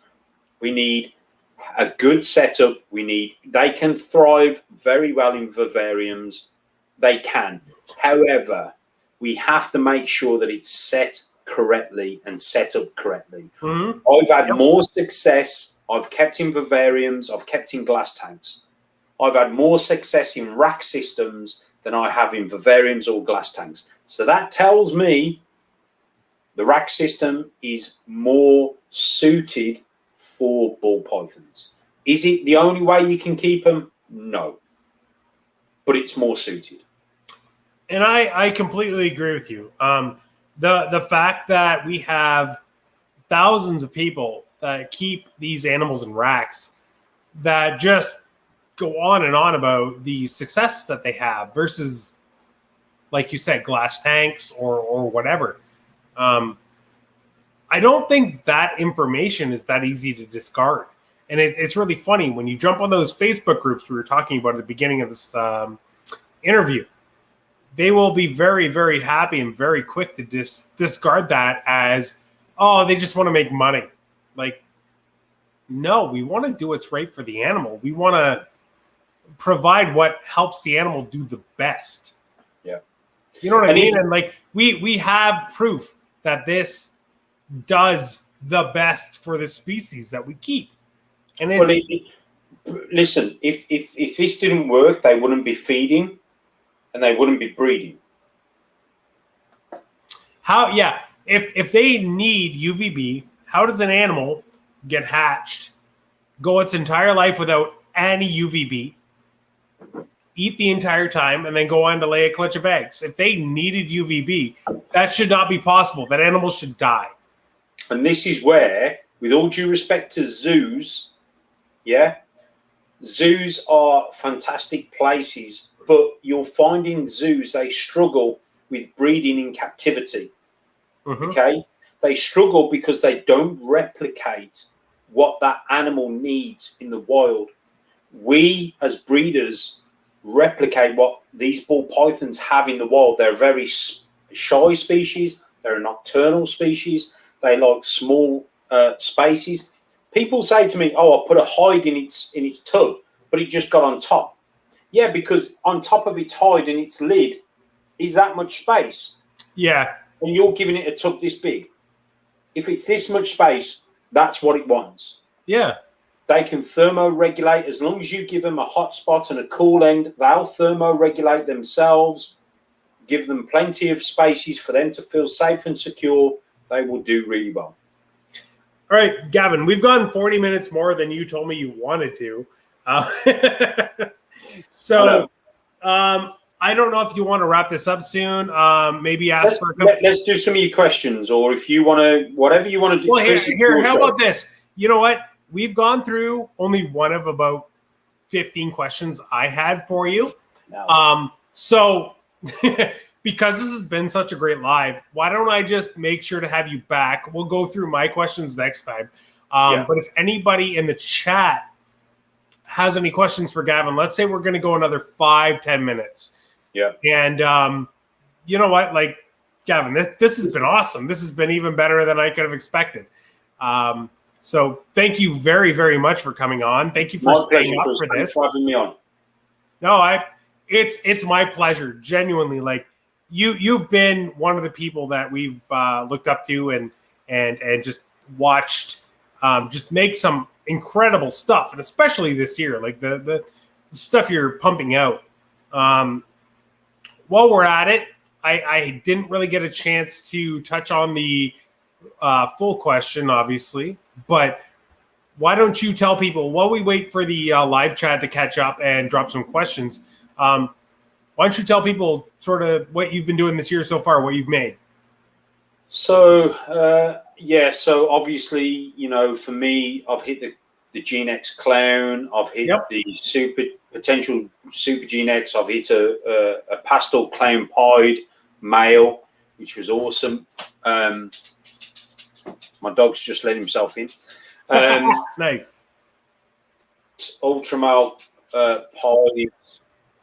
I've hit some acid combos, but everything I try and produce, it's all building blocks for the future. So yeah, just going back to Cat, he's copper, same as mahogany. Possibly, I don't know. The copper is kind of a new gene that's kind of floating around in Europe. It could be the same as mahogany. And what I'll say to anyone out there who's looking at getting into mahogany type animals, if you're going to work with a species, work with a morph, it's worth understanding that morph. And like a lot of people have said, stranger and mahogany are the same thing, and I believe they're like the lesser butter type situation. They are different, but they're probably on the same complex, if that makes sense. We're gonna have to fight soon. I'm gonna lose. No, but strangers was different things. I totally agree. Now I'll tell you, Chris, I've seen 2 lines of stranger, okay, come from the same breeder. Oh, for sure. So we've got something else going on, and there may be another gene. I don't know, but we've got to understand that. My advice to any of you guys who are watching, if you're going to buy into a project, it's probably best buying from the source. Okay, because if you're going to buy something, you want to buy direct from the source. You know exactly what you're getting.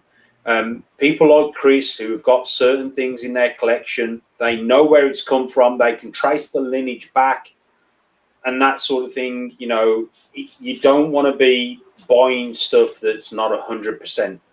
What is it? You don't want to buy something like a stranger or even a mahogany off of Craigslist or something like that, and holding the hope that that animal is what it says it is.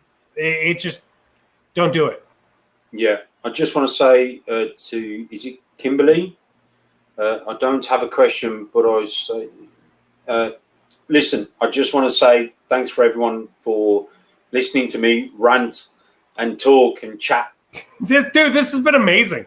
Like, you know, but you've been expanding on so much stuff that people don't really get to touch on. So, dude, I want to have you back because I didn't even get to ask you my questions. Well, we haven't even touched on a female, how she accepts what sperm. We haven't even touched on that. And there's so much more, dude. There's so much more. There's so much more that we don't. When I say we, it's kind of paying attention to everything your snakes are doing makes a massive difference. Like, snakes don't drink like we think they drink. They absorb water through their scales, and that's why they'll sit in the water bowl when they're building. There's so much more to expand on, you know, the simple things that we think we know. Why are they doing that? What's the reason for that?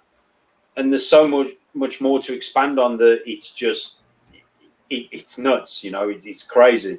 But that's why every year I learn, I watch, I pay attention, you know, and it's important to understand, because if you want success and longevity, you've got to understand your animal. Talk faster, Gavin. Yeah. So I'm not going to lie. I'm a lot drunker than I thought I'd be because I thought we were only going till 8 o'clock my time, which is about 45 minutes ago. But dude, this has been amazing. I need to schedule you back on.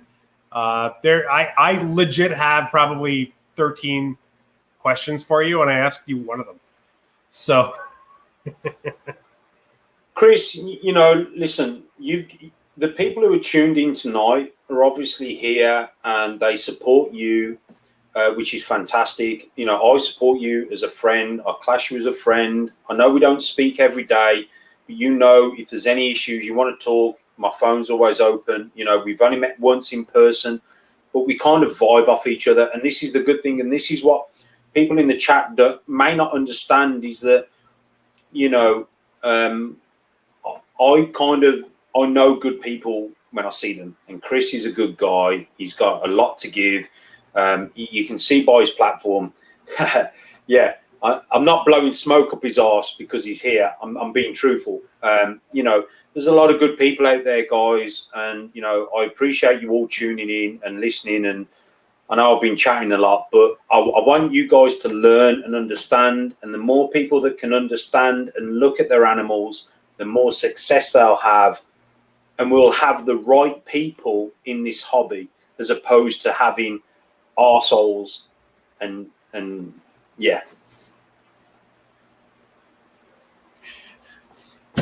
I can't end this stream on anything better than that. I'm sorry. Yeah. Chris is a dick. Yeah, but that's the difference. You're a lovable dick, Chris. You know. It's obviously so Tyler. Thank you, Kayla. I appreciate the compliment. You're a lovable dick. You know. So that's got to be something. But you know, you've got to find out, and you know, research. Pay attention to your animals. You know, have an open mind. You know, and just keep on that.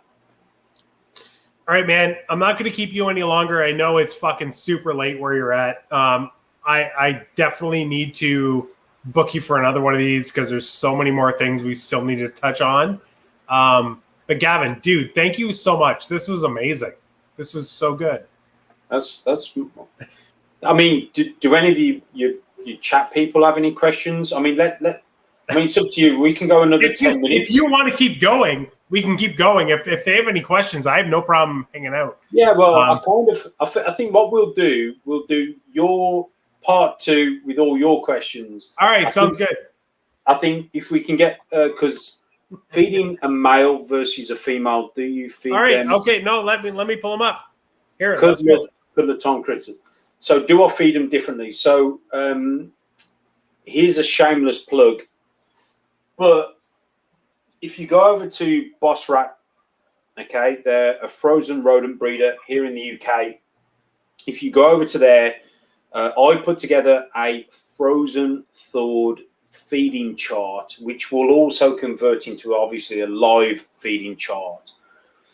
So what I do, and this is the good thing about African soft furred rats, a 50-gram multi or 50-gram ASF will feed a breeding female up to 4 or 5K, and it will also feed a breeding male. Okay, so you're not wasting. So sometimes you get a big rat out and that female doesn't take it, and you go, oh shit. Yeah, what do I fucking do? God damn it. What do I do? Yeah, I've got a berm. I'll go and feed the berm. That's why most people have berms, because they'll have leftover rodent. So a 50-gram ASF is kind of one size fits all.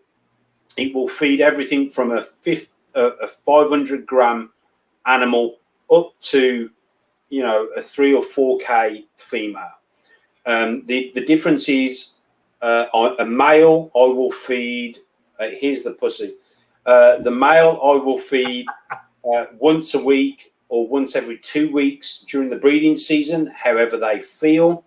The other thing is, with a breeding male, they may only want to take a small hopper. Okay, so with a breeding male, I may offer a small hopper.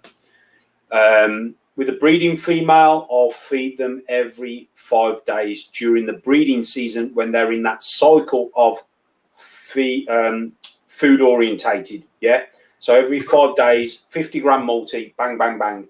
When they've laid eggs and they go back to normal, it's every 7 days. I start them off. Once obviously they've laid eggs, I'll give them a small hopper, okay, just to get the digestive system going. Nothing too big, because they've just laid a big clutch of eggs. I want to get them, settled down. So I feed them a small hopper, and then I'll go switch back onto the 50-gram ASF. So I have a question for you, Gavin. Since you have pretty good success getting your animals back on food after they lay, using the multis. Yeah.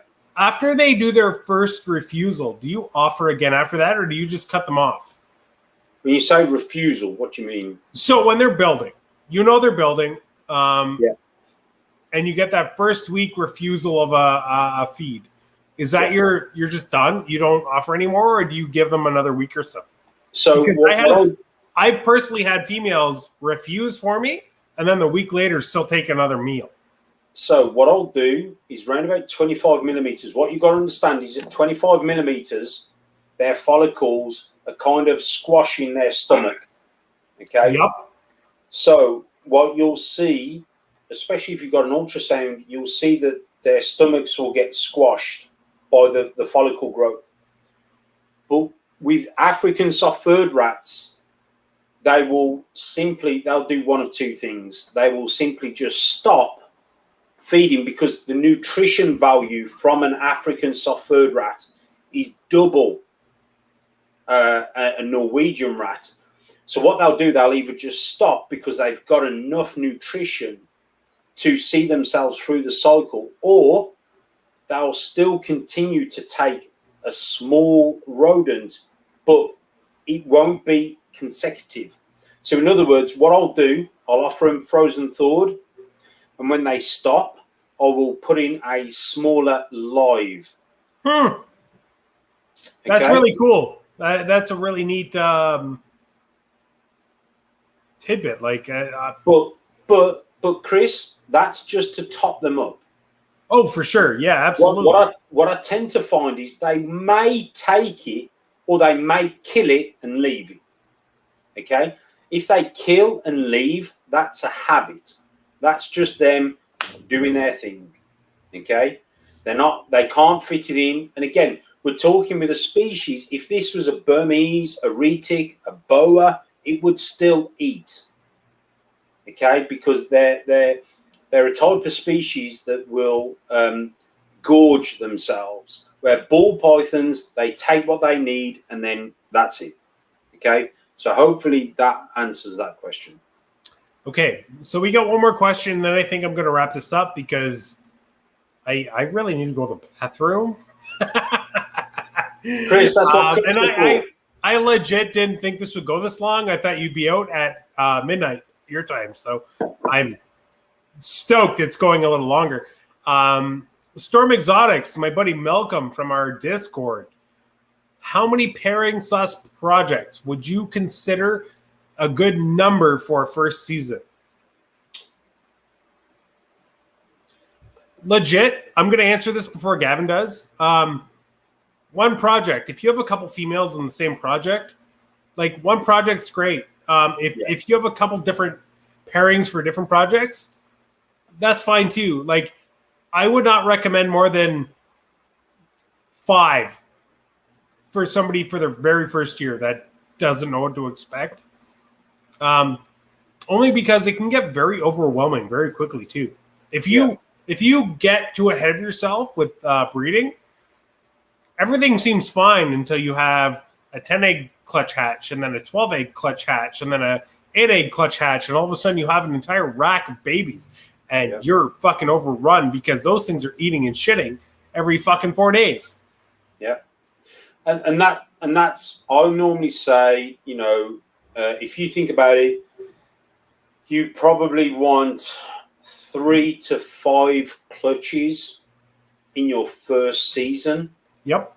Because the first clutch, the one clutch, the first clutch isn't enough. Okay? It just starts the obsession. Exactly. The second clutch is you're picking up the habits and you're correcting what you did wrong maybe on the first clutch. The third clutch, you're probably more confident and you feel more established and confident within yourself. So when I would say your first year, 3 to 5 clutches, okay, is probably enough for you to get what you need, get that feeling, get that taste, whether you're going to like it, whether you're going to enjoy it, and where you're going to go from there. And the first year, I'll say to people, a lot of people come to me and go, Gav, I've brought these snakes. They're not part of a project. What can I do? And normally there's banana involved. So the first thing I say is, let's make pretty snakes. And they're like, what? Forget about your projects. The first season, let's make some pretty snakes, because you're going to want to learn how to breed, learn how to hatch, learn how to feed hatchlings, and then the sale. Okay. So with bananas, you can make some pretty looking animals, which you can go on and sell relatively easy to produce money to put back into your projects. And normally the second year, if they've come to me, after they've brought animals, normally the second year we go, right, now we're going to talk about projects. What do you want to make? What do you want to produce? Once the money comes in from that first year, that's when you can move it, right? Like, yeah, because you find the desirability of the breeder now, because it's gone from a keeper to being a breeder. The desirability now of that breeder, they want to breed and they want to get serious. So the first year, 3 to 5 clutches, make some pretty animals that you can sell, get that taster. Because the last thing you want to do is buy sunsets and breed a sunset to a sunset, which is a 10K animal, and you can't sell sunsets because no one knows who the fuck you are. Who's going to buy a sunset? Nobody wants to invest in your sunsets. But you're 100% right. It's kind of crazy because people don't look at it the way that you just said. Your first year, you should just focus on making things that you can sell locally. Enjoy the ride. Exactly. Learn about it. Use the experience to gain knowledge for yourself and to help you bolster and improve whatever you have going on. And yeah, just make really nice looking snakes that you can sell locally. Because first of all, you're going to get a good understanding of animals that will help you bolster your wallet, I guess, because moving forward, you're going to need some money because it's not cheap to keep going in this hobby. Well, this is something I'll say to people very quickly, Chris, is I'm not here to make a million. I'm not here to be a millionaire. My whole concept is my collection pays for itself. It's sustainable. That's exactly what I want. I don't want to make any extra dollars at all. If I do, that's fantastic. But Snake Money buys snakes and equipment. That's what I'm aiming for, dude. And that's where I'm at. Like, we've made some investments that might not seem so smart in terms of just trying to pay for itself, kind of thing. The Stranger stuff obviously was a bit of a higher investment than we would normally make, but like Nick and I, our whole thing is like we just want to get to the point where we can make some cool ass snakes, keep some stuff back for ourselves, and pay for the food and the bedding and our time, right? Like, and also, Chris, I don't want to work off this and make a living. Like, I have a job. But Chris, you've also got to remember, you've got to reward yourselves, okay? Because you owe it to yourself. Don't feel guilty about buying yourself. You know what? I'm going to buy a new camera. I'm going to buy a new laptop. I'm going to buy a new watch. I'm going to put $1,000 towards a new car. You know, I'm going to take the family out for a day out because I work hard in the snake room. I'm going to treat my family and say thank you for putting up with me for late night feeding, rodents being in the freezer, you know, all my time going to all these snake shows. You've still got to give yourself a little something back, and that's important. It's very important. But you've also, what I say to people is, if you set your goals, if I took you to a gym and went, Chris, lift that weight, you'd go, fuck that, I ain't lifting that. But if I said to you, Chris, give me 1 rep, you'd look at that and you'd go, I can do 1 rep. Okay, but Gavin, I didn't realize I needed this until now. But if you ever come back, we need to go to a gym. Yeah, bro, we'll go to a gym. But what I'm saying is this: mindset is everything. So if I said to you, lift that weight once, you're more likely to go, I'll do that. But if I said to you, lift it 10 times, you go, nah, I can't do that. I can't do that. Yeah, that's very fair. So when we look at breeding and producing stuff, we've got to look at it from a realistic standpoint. We are in this because we love it and we've got the passion, but we've also got to realize that it's got to give us, you know, we're not being selfish if we take a little bit back for ourselves.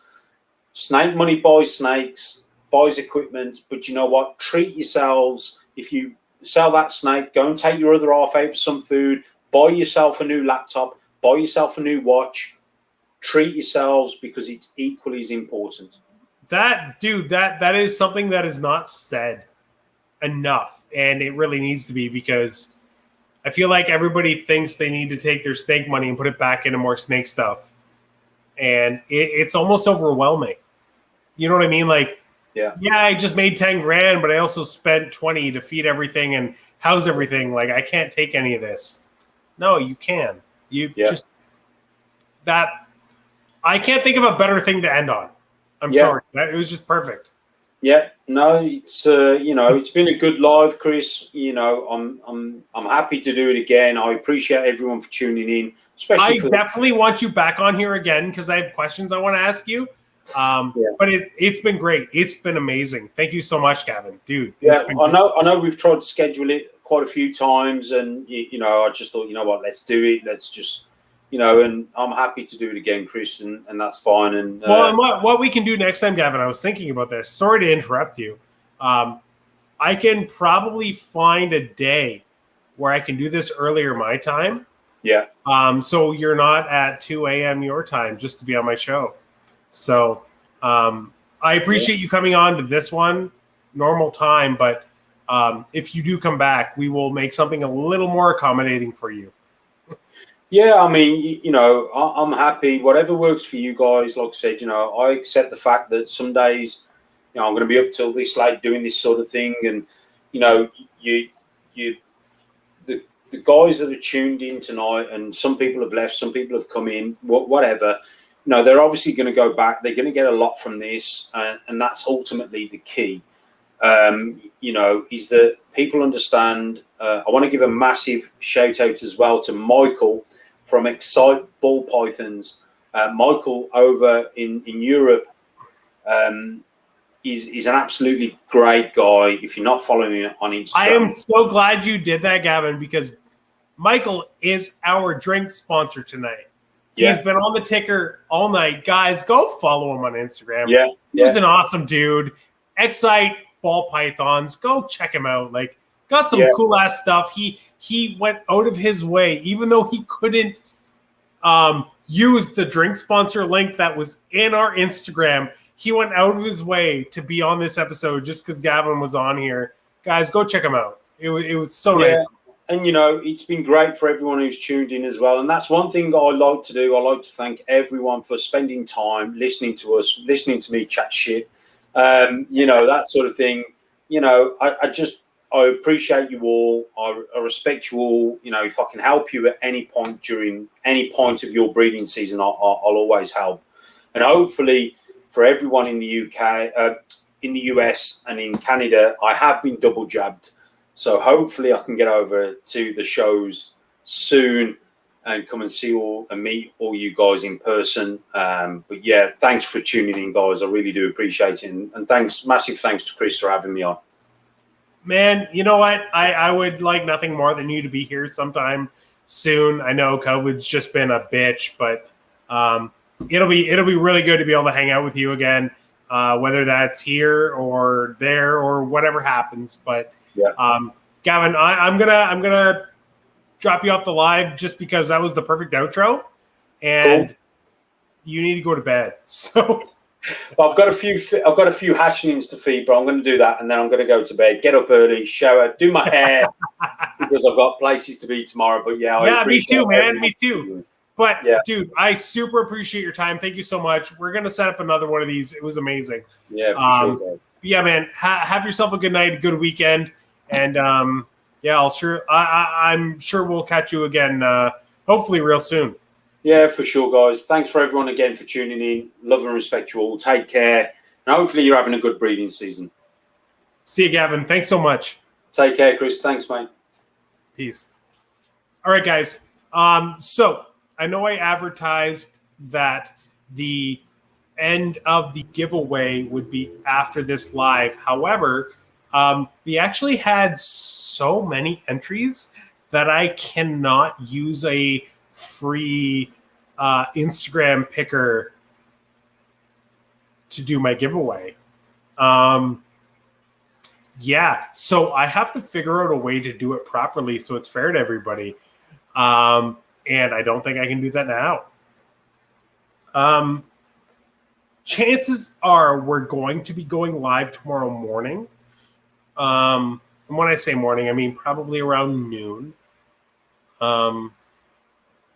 And doing the live, but I will post on our Instagram, on our stories, so everybody's aware.